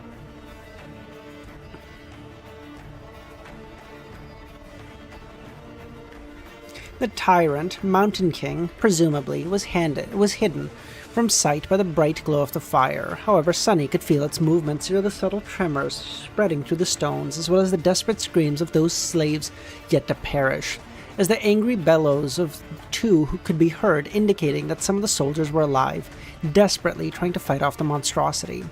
What pulled his attention the most, though, was the fact that several of the maimed bodies were starting to move. More larvae? His eyes widened. One after another, 4 more corpses rose to their feet, each beast looking more disgusting than the first, but not a bit less deadly. The nearest was mere meters away from Sunny. Fuck. I want to wake up, he thought. A strange clicking filled the air and one of the beasts turned its head to the 3 slaves and gnashed its fangs. Shifty fell on his ass, whispering a prayer while the scholar just froze. Sunny's eyes darting to the ground, trying to find something useful to use as a weapon, but there wasn't a single thing. Full of vitriol, he wrapped a length of chain around his knuckles and raised his fists. Come at me, you bastard! Okay, that's also kind of metal. To be chained in place, basically, and using that chain to wrap your fist and be like, let's fucking go, pussy. Holy shit. The larvae dashed forward with incredible speed with a flurry of claws, fangs, and terrors. Sunny had less than a second to react. However, before he could do anything, a nimble figure moved past him. A sharp sword flashed in the air and the monster beheaded in a single strike. What the fuck was that, Sunny thought. Dumbfounded, he turned his head and looked to his left. Standing there, with a valorous expression, was a handsome young soldier who had once offered him water. Looking calm and collected, if a little grim. Not a speck of dirt or blood on him. He is awesome, Sunny thought. Poser. I mean poser. Bye, Harsh. No worries, man. With a short nod, the soldier moved forward to face the remaining 3 larvae. After taking a few steps, he turned and gave Sunny a long look, and with a swift motion, the young soldier took something from his belt and threw it to Sunny. Save yourself! With that, he was gone to fight the monsters.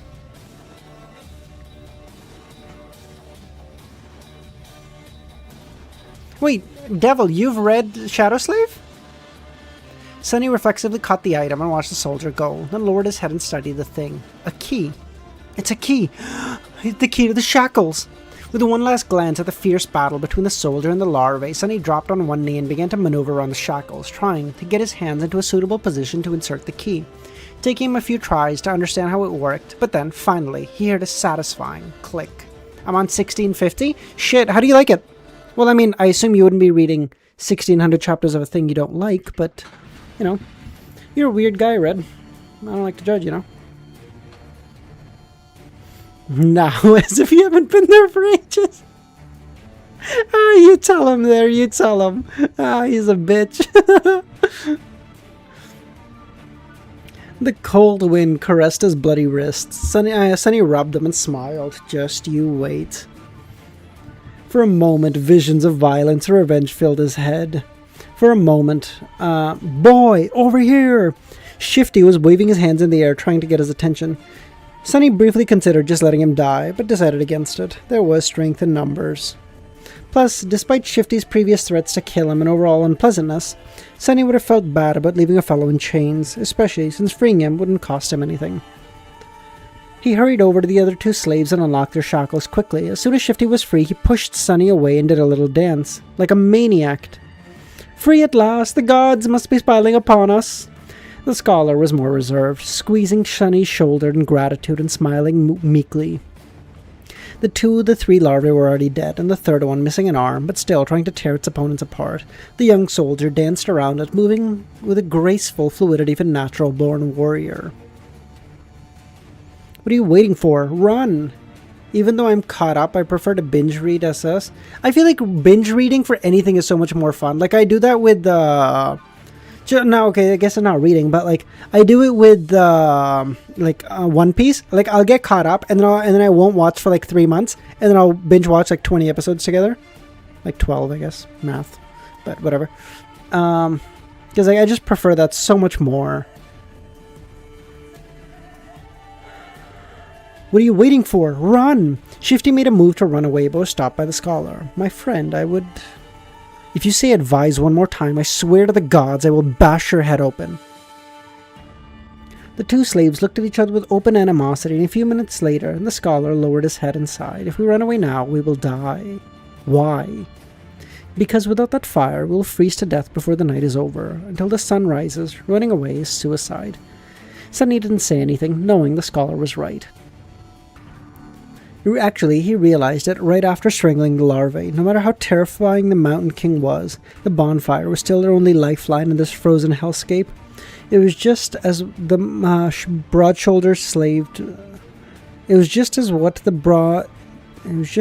broad-shouldered slave, may he rest in peace, had said. There was no need for anyone to kill him. The mountain would do it if given the chance. So what? I prefer freezing to death than being eaten by a monster. Not to mention turning into one of those things. Shifty was pretending to be brave, but there was no conviction in his voice. He glanced at the darkness surrounding the stone platform and shivered before taking a step back. At this point, the third larvae was long dead, and the young soldier nowhere to be seen. Probably gone to join the fight on the other side of the bonfire, leaving the three slaves alone on the mountainside. Scholar cleared his throat. The monster might be satiated with those that it had already slain. It may be defeated or driven away by the Imperials. In that case, if we stay, we have a chance to survive, however small. But if we run, we will die for certain. So what do we do? Unlike the scholar, Sunny was sure that the Mountain King would not be sated by killing just most of the slaves, nor did he believe that a bunch of mortals would really be able to defeat it. If they were not normal people, even if they were not normal people but awakened, a fight with a tyrant was not something one wins easily. But if he wanted to live, he had to get rid of that thing. I know, Premier League started this week, yep. Even if they were not normal, if he wanted to live, he had to get rid of that thing. Let's go take a look. Shifty looked at him. Are you insane? You want to get closer to that beast? Sunny stared at him blankly, then shrugged and headed in the direction of the rampaging monster. Hold on, about to kill a mid-sequencer on his first day? The goat?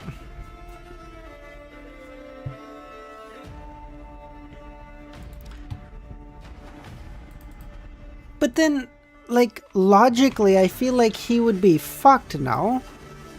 Because what the thing that it said was, you are either cursed or blessed, but never both. So wouldn't it? So it seems like by every logic of the universe, he is cursed. So if he goes to that thing, doesn't he just get torn apart?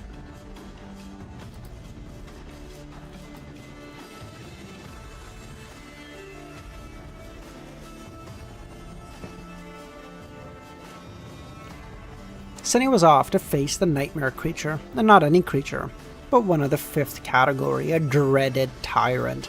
The odds of survival so low that anyone would have laughed in his face if he ever suggested it. If they weren't an awakened 2 or 3 ranks above the creature, of course. Which Sunny certainly wasn't, and yet he had to deal with this Mountain King somehow to avoid an even more miserable death. The ridiculous degree to which the odds were stacked against him from the very beginning of this delayed execution had gotten old a long time ago, so he didn't have any more energy to think about it. What is there to fear anyway? He's as good as dead. Not like he could get any deader, so why worry? On the other side of the bonfire, a few things were turning from bad to worse. Most of the slaves already dead, a few soldiers desperately trying to fight the monster. But it was clear they weren't going to last. Right in front of Sunny's eyes, the tyrant picked up a dead slave, dragging the chain up with him, opened its terrifying maw, and with a crushing bite, the slave's body torn in half.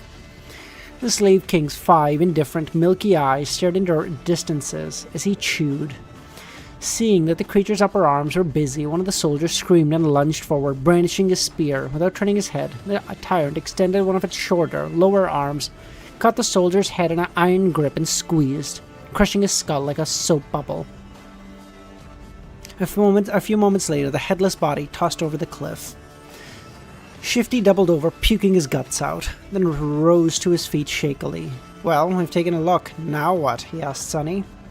Sunny didn't answer, pensively observing the tyrant with his head slightly tilted to one side, staring at him, then turned to the scholar. "I'm telling you, old man, the boy's sick in the head.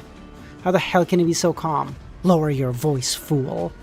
Blood drained from Shifty's face as he slapped himself, covering his face with both hands, then cast a fearful glance at the tyrant. Luckily, the abomination was too busy feasting on the slaves, lucky ones who were already dead and the unlucky ones who were alive, to pay them any attention. Sunny was preoccupied with thinking, measuring his chance of survival. How to get rid of that thing. He didn't have any powers, nor an army ready to bury the tyrant under a mountain of bodies. He didn't even have a freaking weapon. Sunny moved his gaze and looked past the creature into the endless darkness of the moonless sky. As he watched the night, a bright flask streaked in the air, collided with one of the tyrant arms, bursting into a rain of sparks. The young soldier, Sunny's heroic liberator, had tossed a piece of burning wood at the monster, and was now defiantly raising his sword. "Face me, devil!" Okay. This is maybe I hope this guy's... okay. I hope this guy's just genuinely a good guy, okay? I genuinely hope so. But he's giving me, like his description of like, he's such a handsome guy on a white, pristine horse. He killed those monsters without a speck of dirt on him. It's giving me Griffith from Berserk. It's giving me Griffith.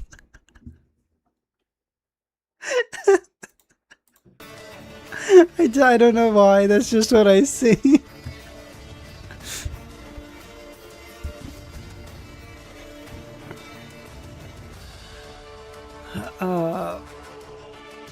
A distraction, and just what I need.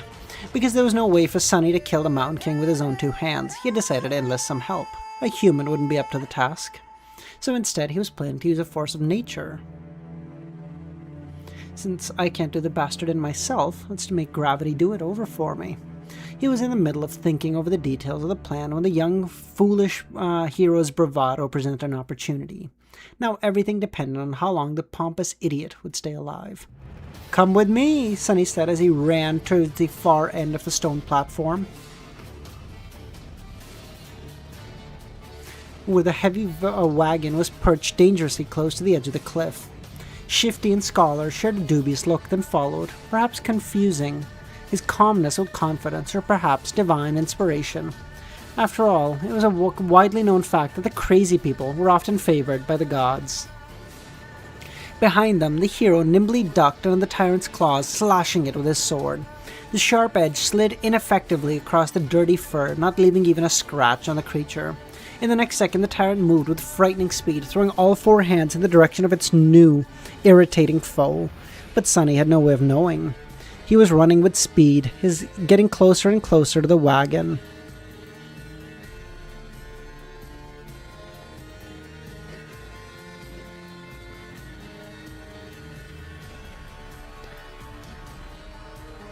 Once there, he hurriedly looked around, checking to see if there were any larvae close by, and moved to its rear wheels. The wagon was left on the upper end of the stone platform, where it narrowed and turned back into the road. It was turned sideways to block off the wind, with its front facing the mountain wall and its back facing the cliff. There were 2 large wooden wedges placed under the rear wheels to prevent the wagon from rolling back. The Sonny turned to his companions and pointed to the wedges. "When I tell you, remove both of them and push." "What? Why?" Shifty stared at him with a dumbfounded expression. The scholar looked at the wedges, then at the tyrant. The hero, miraculously, somehow still alive, weaving through the creature's limbs, always half a second away from being eviscerated. From time to time, his sword flashed through the air, but to no avail. The Mountain King's fur was too thick and the skin too tough to be harmed by such weapons. There was a hint of apprehension on the young warrior's face. All the other soldiers, as far as Sonny could see, were dead, so he really needed that one to live a bit. "Don't die yet," he thought. He said to Shifty, "You'll see." In the next moment, Sonny was running again, trying to follow the chain from the brace to where to fix the wagon. The thing he was searching for was hard to notice due to all the bodies, blood and viscera littering the stone platform, but for once luck was on his side. A short amount of time later, he had found what he needed, a torn end of a chain. Finding the nearest set of shackles complete with a horribly disfigured body of a slave, Sonny plopped down on his knee and started to fumble with the key. There was a muffled scream, and with a sideways glance, he noticed the hero flying through the air, caught by one of the tyrant's strikes finally. Incredibly, the hero managed to land on his feet, sliding a few meters across the stones. He might be the main character, hold on. All his limbs still in place and no terrible wounds on his body. Without skipping a beat, he rolled forward, picking up his sword from where it fell, and rolled forward again, this time sideways, narrowly to avoid a heavy stomp by the creature. Rolling? Who the fuck rolls? Switching to your sidearm is faster than you reloading. Without any more time to waste, Sonny finally managed to unlock the shackles, shaking the dead slave out of them, and then promptly locked them again, this time around the chain itself, ending with a makeshift slip knot and a loop. Now everything depended on his resolve, hand-eye coordination, and luck.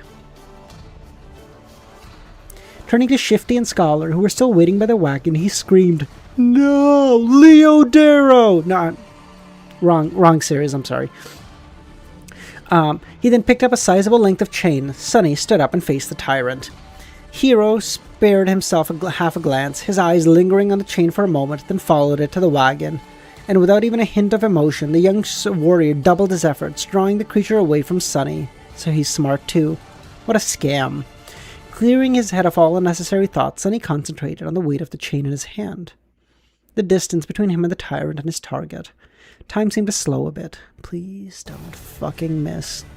Gathering all his strength, Sonny spun and threw the chain in the air as though a fisherman casting his net. The loop intensified, closing in on the position of the fight between the hero and the tyrant. Sonny's plan was to place the loop on the ground close enough to them that once one of the tyrant's feet landed in the trap, he could pull on the chain and tighten it around his ankle. But his plan failed. Spectacularly. Which is to say, it was literally a spectacle. In the last moment, the Mountain King flinched back instead of falling on the ground. The chain looped perfectly around his neck, and a second later it tightened, acting like a noose. Wait! Hold on! My plan failed too good! It was like, it's literally, it's like, okay guys, okay, we're gonna cheat on the exam, but we're only gonna cheat well enough. We're gonna cheat on 80% of the questions, and the other 20 we're just gonna do, so that the teacher doesn't get too suspicious. But that's the one fucking time luck is on your side, you get all the other 20 questions right too, and you're like, holy shit, what are the fucking odds?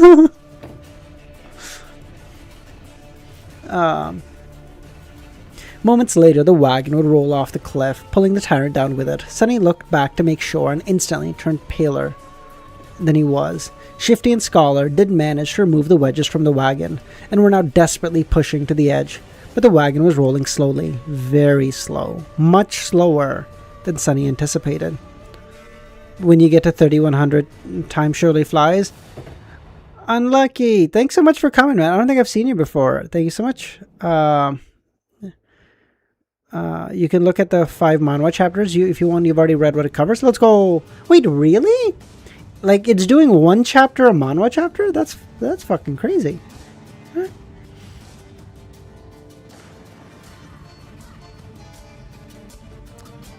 He turned to the tyrant, panicking. The creature, surprised by the sudden weight on its neck, was raising its hands to tear apart the chain.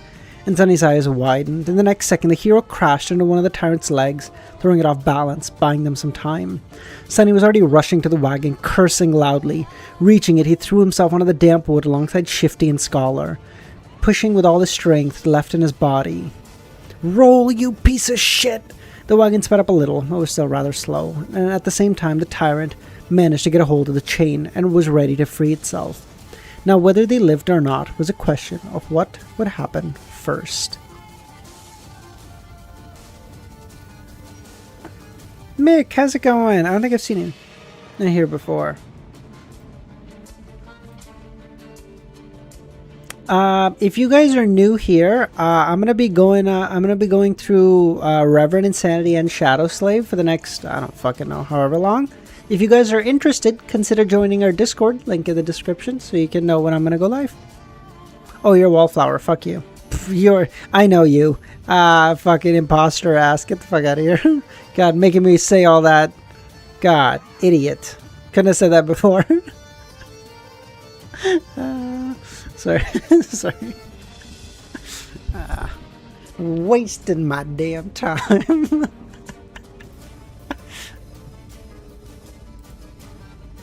Oh, we got Wallflower's true name reveal. Let's go. Everyone write it down. It's Mick. Write it down in our big Excel sheet of everyone's true names, okay? It's for research purposes.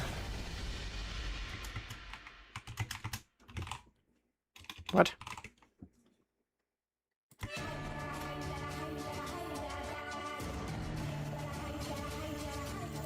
I don't even know what song this is from. I don't think I've ever heard this in Witcher. What? What song is this? What's the name of this song? What? Oh, it's from Blood and Wine. Oh, it's from Blood and Wine. No wonder. Okay, no. Makes sense. Okay, I haven't heard this. Roll, you creaky piece of shit. Sonny pressed himself against the wagon, pushing with all his might. 4 powerful oxen that used to pull it were now dead, and instead of them, 3 tired slaves trying to do the job. Even with the slope of the road helping them, the speed of the wagon was agonizing. The tyrant in comparison was so much faster. Red keeps saying, "I'm back," and he keeps leaving, pushing Hero back. With a deadly swipe of his lower arms, he raised the other 2 to the neck and tried to grab the chain that was wrapped around it like a noose. But this time, G3's a huge Souls fan. Guess who's a huge Souls fan? This guy.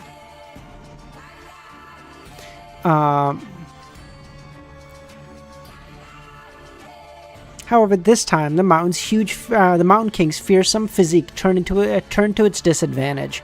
Its terrifying bone claws were perfect for tearing flesh apart, but not great for precise manipulations. It took the tyrant some time to get a hold of the chain without slicing its own neck open. By then, the wagon was nearly at the edge. Come on, just a bit more. This novel is long. I mean, they said it's approximately the same word count as like Lord of the Mysteries, so... What followed was rather quick. The wagon's rear wheels finally slid from the road.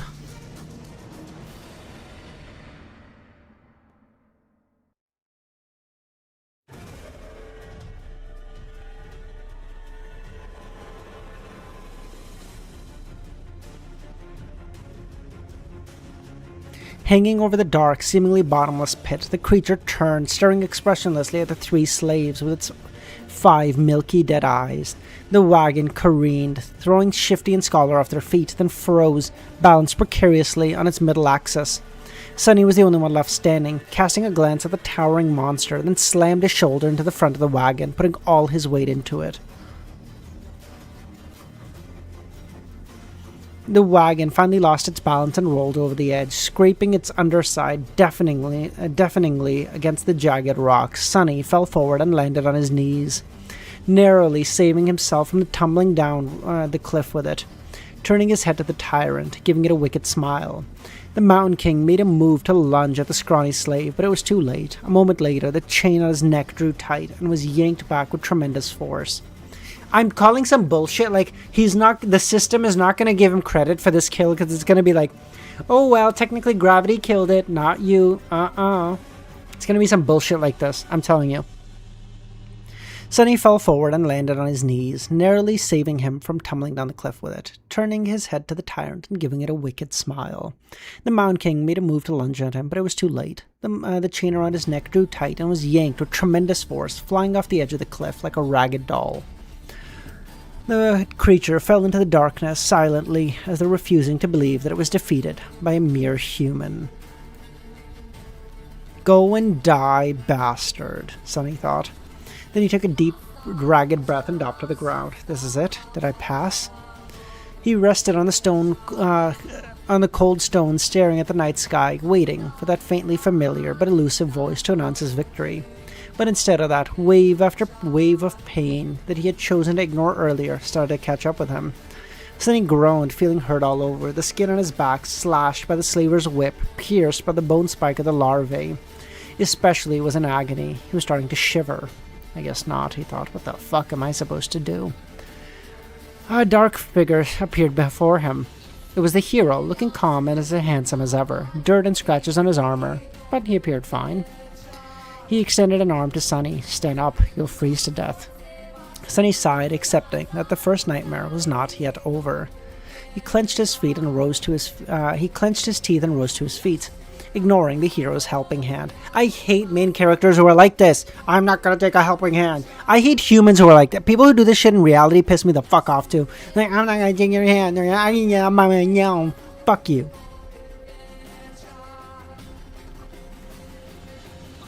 Around them, a scene of utter carnage. Except for the three slaves and the hero, everyone else was dead, their bodies littering the ground, horribly maimed or torn to pieces. Here and there, a repulsive carcass or of larvae could be seen, shadows cast by a bonfire, dancing happily across a stone platform, seemingly unperturbed by the horrid view. Sonny was too tired to care. Shifty and Scholar were already up, looking at the hero with wary apprehension. With or without shackles, they were still slaves, and he was still a slave driver.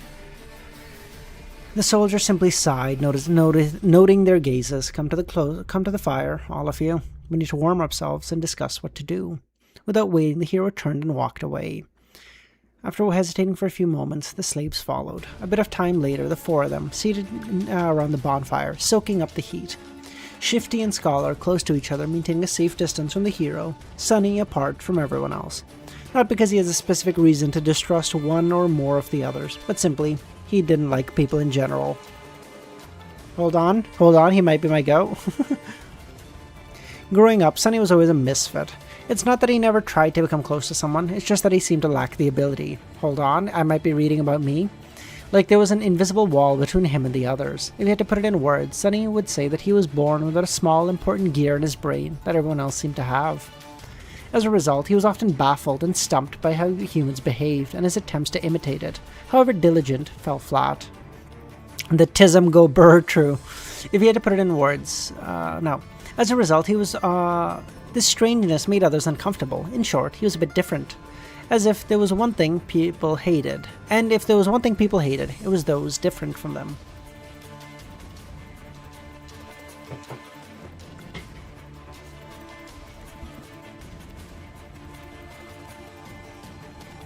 Over time, Sonny simply learned to avoid getting close to people and settled comfortably in his outcast role. It served him well, since it not only made him self-reliant, but also saved him from being stabbed in the back. But that's not why he was not thrilled to share the rest of the nightmare with these three, instead of trying to start a conversation. Sonny sat quietly by himself, lost in thought. After a few minutes, the hero's voice broke the silence. Once the sun rises, we will gather whatever food we can and go back down the mountain. Why should we go back? To be put in chains? The young soldier sighed. We can go our separate ways once we leave the mountain, but until then, I'm responsible for you. We cannot go up the road since the way over is long and arduous without the supplies that were stored on the wagon. Our chance of making it are not good, so we should go back. The scholar opened his mouth, planning to say something, but then thought better of it and remained silent. Shifty cursed and said, "We can't go down." We can't go down. All three of them turned to Sunny, surprised to hear him talk. If someone spoils their promise, I'll ban you for eternity. My go. Don't listen to him, your lordship. The boy is, touched by the gods. He's crazy, is what I'm trying to say, Shifty said. The two of you are only alive thanks to the boy's bravery. Aren't you ashamed to badmouth him? The hero frowned. Shifty shrugged, saying that he wasn't ashamed at all. I, for one, would like to hear his reasoning. The young soldier shook his head. Tell me, why can't we go down? Because the monster isn't dead, Sunny said. Oh, absolute cinema! That's why he didn't get the thing! Hold on! Absolute cinema, he's so... Okay, what do you guys say? Let's get to chapter 10 and then we'll call it. I think we're at 2 hours. Let's get to chapter 10 and then we'll call it for today. 10 chapters for the day I'm happy with. 10 and from what someone said, these are longer chapters compared to normal anyway, so that's not bad.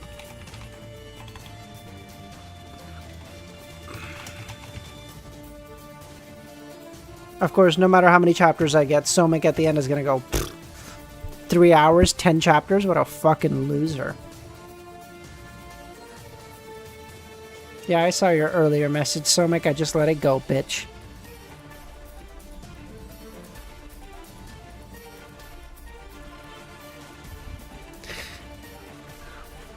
The ominous words hung in silence. The 3 pairs of eyes widened, staring at Sunny. Why do you say that?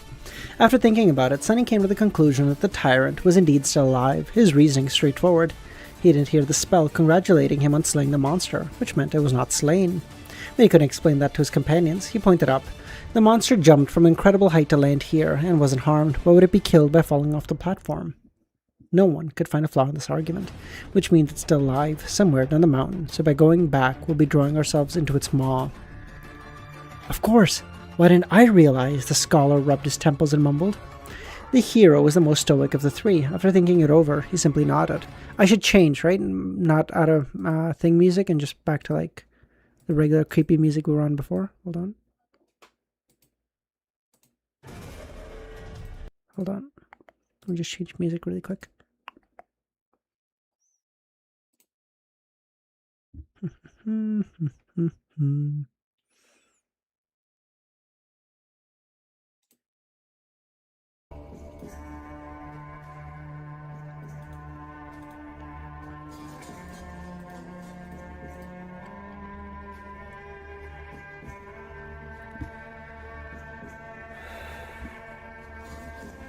Then we go up the mountain pass, but that's not all.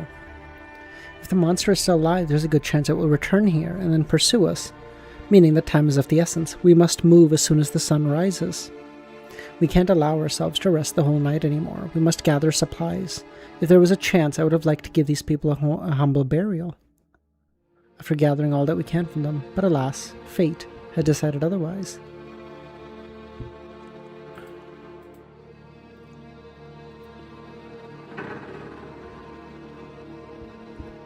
Hero rose to his feet and brandished a sharp knife. Shifty tensed up and watched the blade carefully, but then relaxed, seeing that the young soldier showed no signs of aggression. Food, water, warm clothes, and firewood. That's what we need to find. Split up and find and accomplish a task each. I will carve the oxen carcasses to get us some meat. I'll look for firewood, the scholar said. Then I'll go find something warm to wear, Shifty said. Sunny was the last. Most of our water was stored in the wagon, but each of my fallen brothers was carrying a flagon. Gather as many as you can. Sometime later, far enough from the bonfire to be hidden in the shadows, Sunny was looking for the dead soldier with half a dozen flagons already weighing him down. Shivering in the cold, stumbling on the last broken body clad in leather armor. The old veteran, the one who whipped him for trying to accept a hero's flask, was badly injured and dying, but still, somehow, clinging to life. Horrible wounds covering his chest and stomach, clearly in a lot of pain. His time was running out. Sunny knelt beside the dying soldier and looked at the man, searching for his flagon. What irony, he thought. The man tried to focus his eyes on Sunny, then moved his hand, reaching for something. Sunny, curious, looked down and noticed a shattered sword lying on the ground and picked it up. Are you looking for this? Why, are you guys like Vikings? Longing to die with a weapon in your hand? Dude, he's referenced web novels and Vikings now. What is happening? The soldier didn't answer, watching the young slave with an unknown intense emotion in his eyes. Well, it may as well do. After all, I promised to watch you die, Sunny sighed. And with that, he leaned forward and slit the man's throat with the sharp edge of his knife. Holy shit! And then threw it away. The soldier twitched, drowning in his blood. His expression changed. Was it gratitude or hatred? Sunny didn't know. Illusion or not, it was his first time killing a man. Sunny expected to feel guilt or fear, but he felt nothing at all. It seemed that for better or worse, his cruel upbringing had prepared him for this moment quite well. He sat near the man, keeping him company on his last journey, and after a while the spell came whispering to him, "You have slain a dormant human. Name unknown." Also, Sunny is a petty, vindictive person. Clearly, he talked about killing the hero because he offered him water. He's like, or sorry, he called him child rather, and he's like, "I'm gonna kill you for that." What? He's offering you water, bro. You're like, call me child. Gotta die.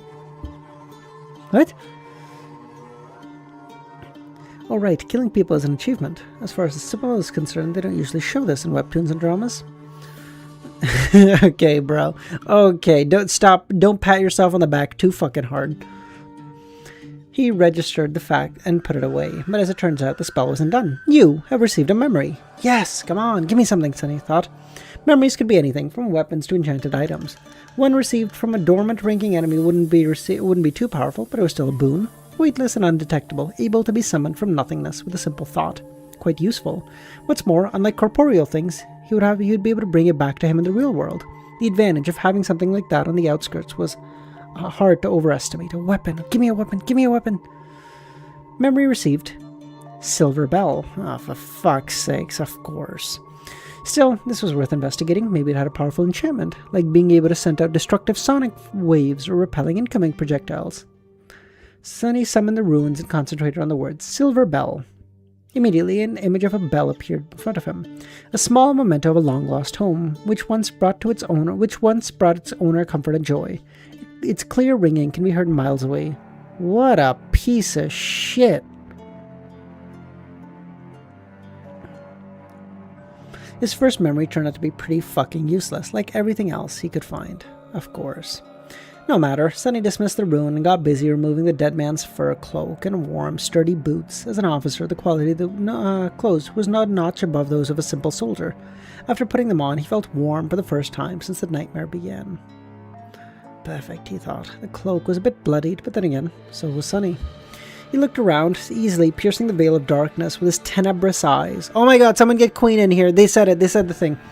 Hero and Scholar were still in the midst of their task. Shifty was supposed to be looking for winter clothes, but was greedily pulling rings off dead men. Unseen to them, Sunny hesitated, considering if he had thought things through well. His companions were unreliable, and the future far too uncertain. Even the requirements of passing the nightmare seemed a mystery. Any decision he could make would be a gamble. Still, he still had to make some gambles if he wished to live. Not wasting any more time, Sunny picked up the flagons and sighed. He spent the rest of the night sitting with their backs against the bonfire, staring fearfully into the night. Despite the exhaustion, no one could sleep. The possibility of the tyrant returning to finish back the 4 survivors was far too frightening. Only the hero seemed to be fine, calmly sharpening his sword in the bright light. The sound of the whetstone scraping against the blade somehow comforting. At the break of dawn, the sun had lazily begun to warm the air. They loaded themselves with all the supplies they had managed to find and set out. Sunny looked back, taking in the sight of the stone platform for the last time. He managed to get past the place where the slave caravan was supposed to die. What was going to happen next? No one could tell. Oh my god, I get it now.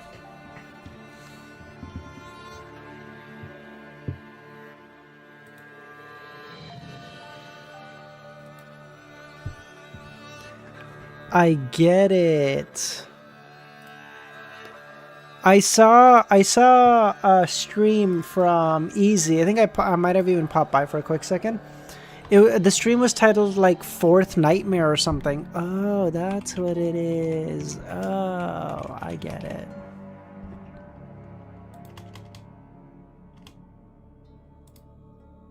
That's what nightmare means. Got it.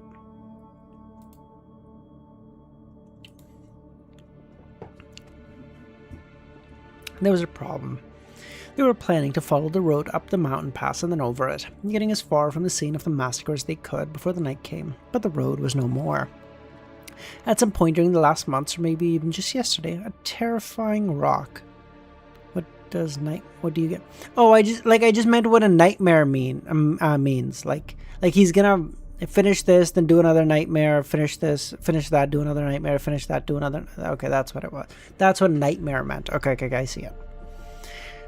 At some point during chapter 1 info, no? I don't know. Yeah, I didn't conflate it to that to the stream I saw from Easy. It's just something that popped in my mind. Nothing too in depth. Nothing you guys need to worry about. Goddamn.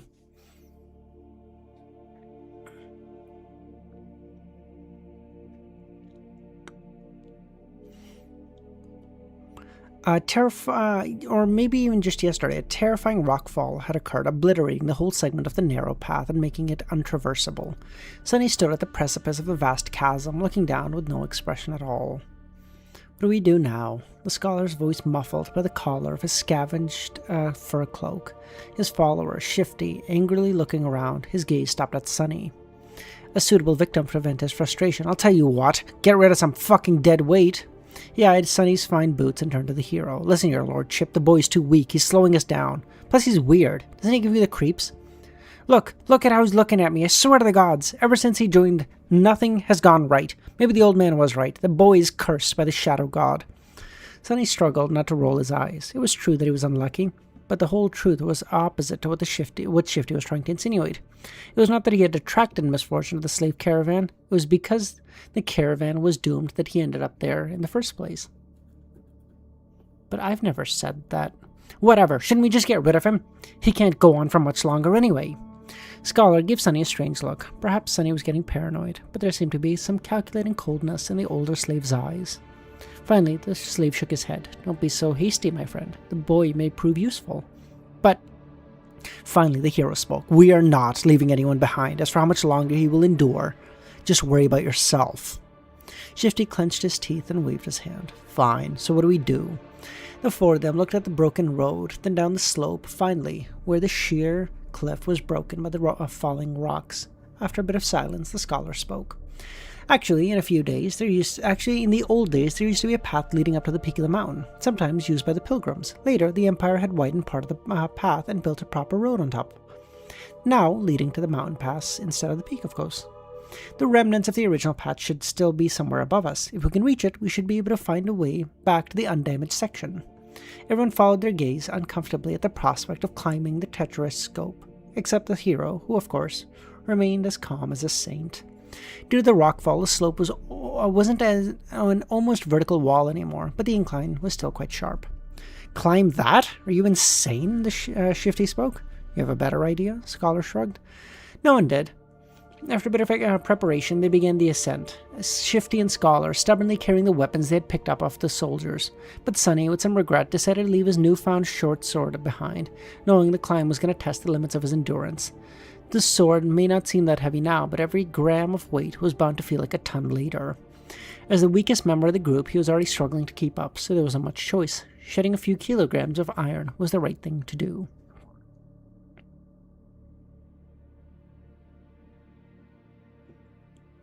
Walking up to the mountain road with the weight of the supplies on his shoulders was already hard, but climbing up the mountain itself was pure torture. In just half an hour, he felt his muscles were going to melt, his lungs on the verge of imploding. Clenching his fist, Sunny continued to move forward and up, constantly reminding himself to watch his footing. On this unstable, icy slope, one misstep was enough to send him to his death. Think about something pleasant, he thought. But what happy thoughts could he come up with? Failing to come up with anything at all, Sunny began to imagine what reward he was going to receive at the end of this trial. The boon of the first nightmare was the most important thing given to an awakened by the spell. Sure, later trials could provide them with more abilities and vastly improve their powers, but it was the first one that determined what role an awakened would play and how great their potential would be, and what price they would pay, not to mention giving them necessary tools to survive and grow in the dream realm. Okay, is this not just the start of Koi though? A little bit? It's just like he's in a dreamscape, advancing in the dreamscape, advances in real life.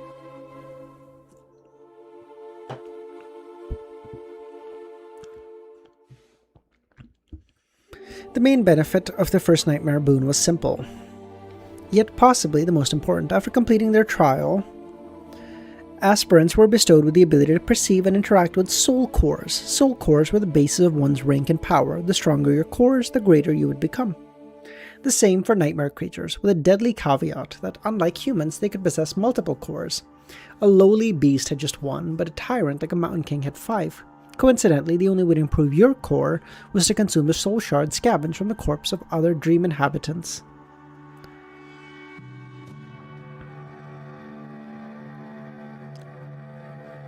I feel like Sunny's gonna be this weird fucking thing where he's gonna be like the only guy who can have like 2 soul cores. I don't know why. The I don't know, the web novel is just giving me that aura. Like he's gonna be like a man who breaks the system, so to speak. Everyone's gonna go, but like everyone's always gonna go like, damn, you're weak, bro, because they're only gonna see like one of them or whatever, and he's gonna be like, I'm weak because you see one of them, I got 4 of them, pussy. That's why the Awakened went out of their way to battle nightmare creatures despite the risk of death. The second benefit was less straightforward, but nevertheless vital. After completing the first nightmare, aspirants were elevated to the level of dreamers, eloquently known as sleepers. Sleeper cells? And gained access to the dream realm itself. They would enter and exit it on the first winter solstice after passing the trial and remain there until an exit was found, thus becoming fully awakened. That time between finishing the first nightmare and entering the dream realm was quite important, as it was the last chance to train and prepare yourself a person would receive. In Sunny's case, that would be about a month, which was as bad as it would get. Of fucking course. There was a final benefit, unique to each aspirant passing the trial. The first aspect power, the magic power that elevated awakened above mundane humans. Aspect abilities were diverse, unique, and powerful. Some could be categorized into types like combat, sorcery, and utility, but some were simply beyond imagination. Armed with the power of their abilities, Awakened had been able to save the world from the flood of nightmare creatures. However, that power came with a catch. With their first ability, every Awakened received a flaw, often referred to as a counter. These flaws were as diverse as abilities, ranging from completely harmless to crippling. I wonder what type of ability a temple slave would get, Sunny thought. Not too optimistic about his prospects. The choice of flaws, on the other hand, seemed to be almost limitless. Let's hope my aspect will evolve at the end of this fiasco, or change. If the aspirant performed especially well, there was a chance of his given aspect going through an early evolution. Aspects, like soul cores, had ranks based on their potential power and rarity. The lowest rank was called Dormant, followed by Awakened, Ascendant, Transcendent, Supreme, Sacred, and Divine. Didn't it say Child of the Divine or some shit? Or Blessed by the Divine? Hold on. And Divine is the top one? Coincidence? I think not.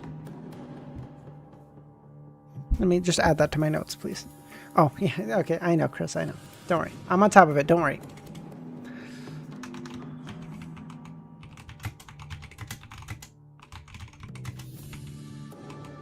Oh, that's why it said dormant human was killed.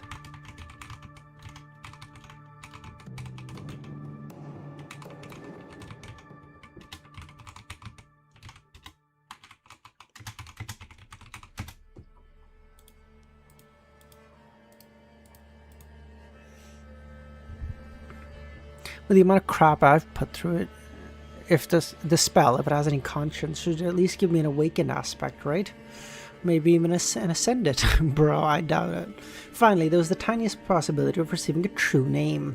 Something like an honorary title bestowed by the spell to its favorite awakened. The name itself had no benefit, but almost every famous awakened seemed to have one, considered to be the highest rank of excellence. But the number of people who had managed to get a true name during their first nightmare was so small, Sunny didn't even bother thinking about it. He's gonna get that though. He's not gonna get anything of utility, but he's gonna get the one thing that just gives him pure clout. It's gonna be like, your name is the Shadow Slave. He's like, great. So like, what level is my like aspirant? And it's gonna be like, oh, you're still a dormant. What? Like anything useful is just fucked. Anything useful he's not gonna get, but he's gonna get like aura farming abilities. Who needs excellence? Just give me power. He cursed, feeling that this attempt at wishful thinking had only made him more depressed and angry. Maybe I'm just allergic to dreaming. You're lying. There's no shot.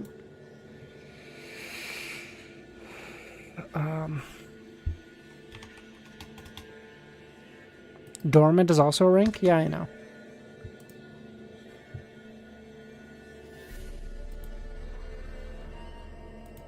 How? Okay.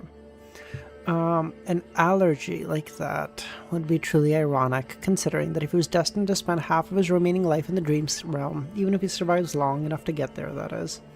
However, Sunny's mental escapades was not useless. Looking up from the slippery rocks at his feet, he noticed the sun was already much lower.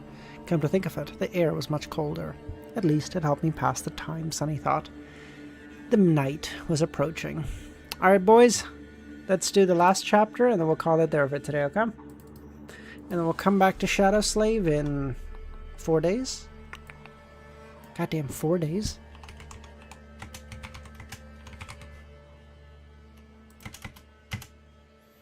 No. I made a schedule. I'm going to keep to it. Damn it.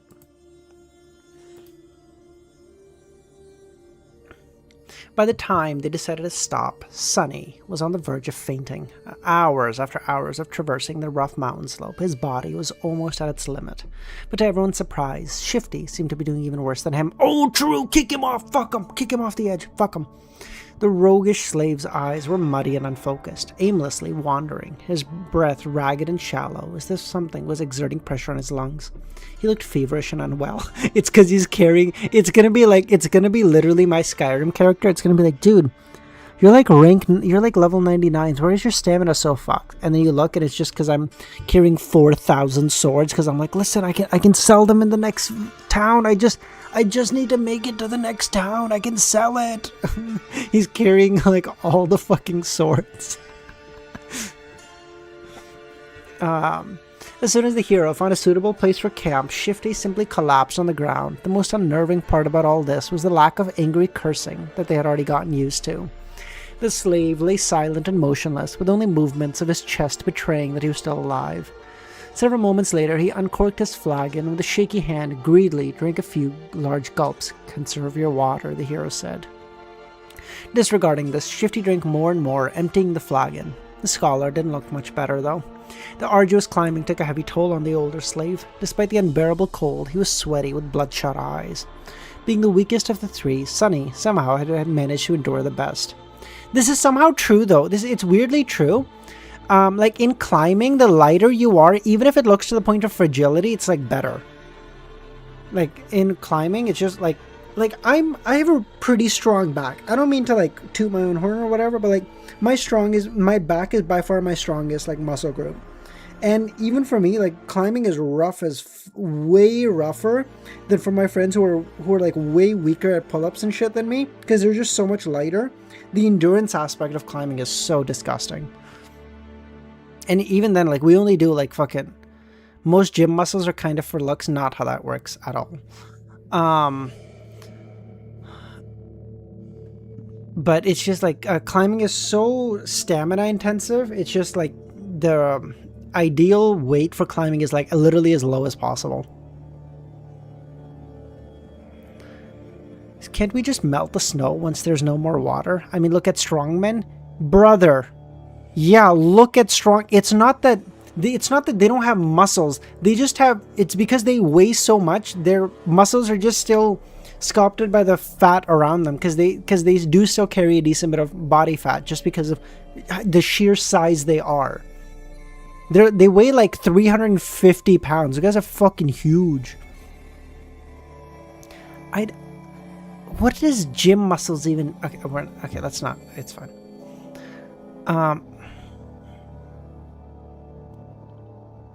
Can we just melt the snow once there's no more water? The hero gave the scholar a complicated look. There may come a time when we won't be able to make a fire so as to not attract attention. No one commented, knowing perfectly well whose attention they wanted to avoid. The memory of the Mountain King still fresh in everyone's mind. Luckily, today, Hero had managed to find a natural alcove in the mountain wall, perched precariously behind the narrow ledge, the fire well hidden by the rocks, allowing them to enjoy its warmth without fear of being noticed. No one was in the mood to talk, so they just roasted slices of oxen meat above the flames and ate in silence. Yeah, but Chris, even bodybuilders are strong. Like, now you want to say like they're not as strong as like strongmen? Yeah, obviously, of course. But like compared to the general population, because strength training will make you stronger. Like your muscles will make you like your muscles are what move. Like they give you leverage to move shit. So the more of that you have, the more leverage, the more ability you have to move. Like it's just not. Like it's like physics. I'm sorry. Like the laws of physics remain unbroken. I don't know what to tell you. By the time the skies had turned black, Shifty and Scholar were already asleep, lost in the thrall of their nightmares. The hero took out a sword and moved to the edge of the outcropping. Try to rest as well. I'll take the first watch. Sunny gave him a nod and lay down near the fire, dead tired, falling asleep.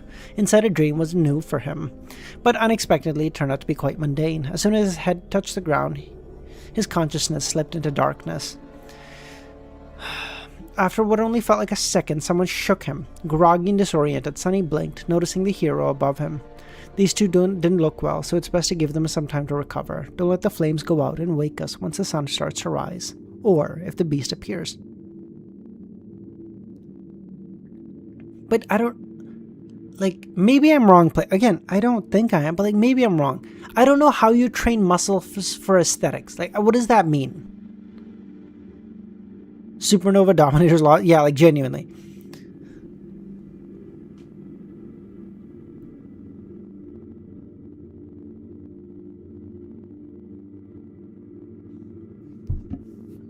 Yeah, but isn't Mark Henry the fucking massive ass dude? Am I wrong? I'm thinking of the same guy you are, right?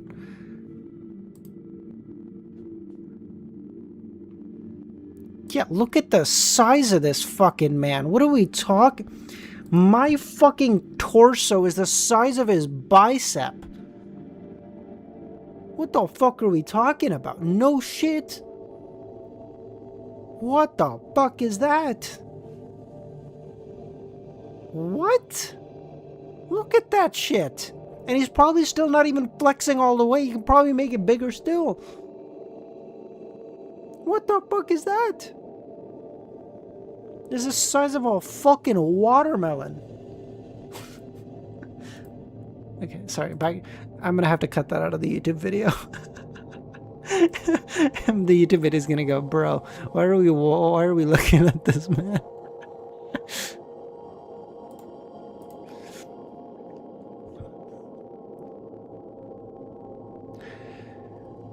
Sunny silently rose and changed places with the hero, who added a couple of logs onto the fire and fell asleep. For a few hours, he was on his own. The sky is black with dim stars and a sharp crescent of the newborn moon. However, its light was not enough to pierce the darkness that enveloped the mountain. Only Sunny's eyes seemed to be able to do so. He sat quietly, looking down on the way they came. Despite the fact they had managed to climb quite high during the previous day, he could still see the distant ribbon of the road. He could even trace it back to the stone platform where the fight with the tyrant had taken place. The tiny dots littering the stones were dead bodies of the slaves. As he watched, a dark figure slowly crawled from on the platform beneath the cliff, staying motionless for a while and crawling forward, scraping its claws against the ground. Every time a claw hit the body, the tyrant would grab it and bring it to its maw. The wind brought the muffled sound of the crunching bones to Sunny's ears. He flinched, pushing a small rock off the cliff. It fell, hit the slope, and rolled down, causing a few more to follow. The sound of the rocks sounded like thunder in the night. Far below, the tyrant turned its head and looked at Sunny. Sunny froze. Petrified, scared to even make the tiniest sound. For a while, he forgot even to breathe. The tyrant staring at him, not doing a thing. A few torturous seconds passed, each feeling like an eternity. Then the tyrant turned away and continued to devour his slaves, as though he had not seen Sunny at all. It's blind, Sunny understood. Or maybe he just can't see that fucking well, bro. He inhaled, watching Mountain King with widened eyes. It was true, the creature could not see. Looking back at all that happened, he grew more and more certain of this. His expressionless eyes, come to think of it, he had never seen the tyrant moving them at all. And back when Sunny was pushing the wagon off, the tyrant only reacted to the wagon after it had started to fall. Of course, it all made sense. At the break of dawn, Sunny had woken up the others. The hero hoped that a full night's rest would do Shifty and Scholar some good, but his hopes crushed. The two somehow looked even worse than before, as though yesterday's climb had overstrained the Scholar too much. But Shifty's condition could not be explained by simple overexertion. His face deathly pale and shaky. A half-conscious eyes and a lost look on his face. What's wrong with him? Scholar, who himself was not doing well, shook his head. It may be the mountain sickness. It affects people differently. I'm fine, assholes. Get out of my fucking face. Shifty had trouble forming sentences, but still insisted he was fine. The hero frowned, then took out most of his supplies that the defiant slave was supposed to carry before adding them to his own. After hesitating, he gave some to Sunny too. Bro! Did anything happen while we were asleep? The monster ate the dead, Sunny said. How do you know? I heard it.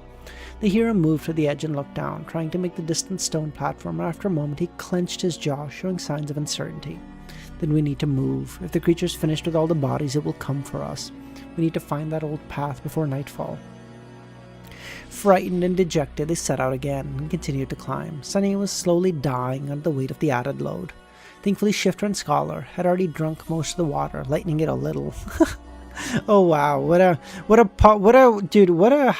glass half full sort of fella. He's like, oh well, they drink all the water, but I guess the weight's less, so let's go, boys. They climbed higher and higher and higher. The sun was climbing with them, slowly approaching zenith. There was no talking, no laughs, only strained breathing.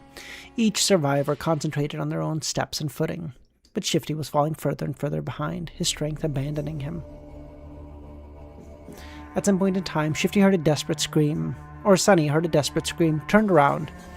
He had only time to see a panic-stricken face, then Shifty fell, his foot slipping on an ice-covered rock, hitting the ground and rolling. He tried to grab onto something, but it was too late. Frozen in place and powerless, he could only watch as the body tumbled down the slope, leaving bloody marks on the rocks. With each second, Shifty looked less and less like a man and more like a ragged doll. A handful of moments later, he came to a halt, hitting the top of a large, protruding stone in a pile of broken flesh. Shifty was dead. God damn. Okay, those were some good first chapters, man. I'm hooked. I'm interested. What's gonna happen? What powers does he get? How are they gonna kill that monster? Because he's gonna kill it. The question is just how. Dude. Okay, those are good chapters. That was fun. I like it. Okay, I'm interested. This is good. Hopefully, we get to find out soon why everyone hates Shadow Slave, though. Actually, no. I hope I don't find out. Let me just enjoy it. Fuck you guys. All right, everyone. I think that was a pretty good first stream. I know I was a little bit slower than usual, definitely, but still, 2.5 hours for like 10 chapters? I don't think that's that bad, honestly. And bet on how long it takes to overtake Easy. I hope long, bro. I feel bad. I'm taking his shit again. I'm genuinely just taking his shit again. I did it once with Lord of the Mysteries and it was cool because I didn't know he was doing it. But now, a second time, it feels like I'm doing it on purpose and I feel bad now. So I hope it takes a while and like there's no Like, no animosity behind it. I love the dude. It's starting to be hard to. It's hardly becoming defensible at this point. All right, guys. Thank you so much. Most of it's shonen like vibe. Dude, I like shonen anime. I like shonen mangas. You're just reading the most popular ones? Guilty as fucking charged. Put me in jail, officer. Holy shit. Put me in jail. Holy shit. He figured it out. He figured out my master plan. Alright, bye guys. I'll see you guys Tuesday for Reverend Insanity, okay? We'll start Reverend Insanity on Tuesday. Bye, boys. And girls. I'm going to say girls, but I don't think there's any girls. I have read SS until 1230, and I think the series is good until the middle of 2000. After that, I hit it was not interesting. Wait. Why is Empress of Misery? Is that Bullseye? I can never remember. But Bullseye, bro. By this logic, like, if I get 1,200 good chapters out of a thing, or like 2,000 good chapters out of a thing, am I going to be upset that the other chapters are not good? This is like the people who say like, oh my god, this car is so dog shit, you know? This game is so dog shit. Oh, Demoness, I see. This car is so dog shit, you know? After I drove it for 150,000 kilometers, it started giving me so much trouble. Okay, well, did it give you any trouble before 150,000 kilometers? No, before that it was great. Well, mate, it gave you 150,000 kilometers. How about we just be happy? If after a certain point it doesn't make you happy, fine, whatever. We got to get rid of it. It's sad. Whatever, it's expensive. I get it. But it gave you a good 150. If a web novel gives me 2,000 happy chapters, you think I'm going to go, but the 2001st chapter was dog shit. Garbage. Fuck that author. He a loser. I knew it all along. Why? Why? I don't understand. I don't know. Call me crazy. All right, boys. Thank you so much for coming. I'll see you guys on Tuesday, okay? Bye, guys.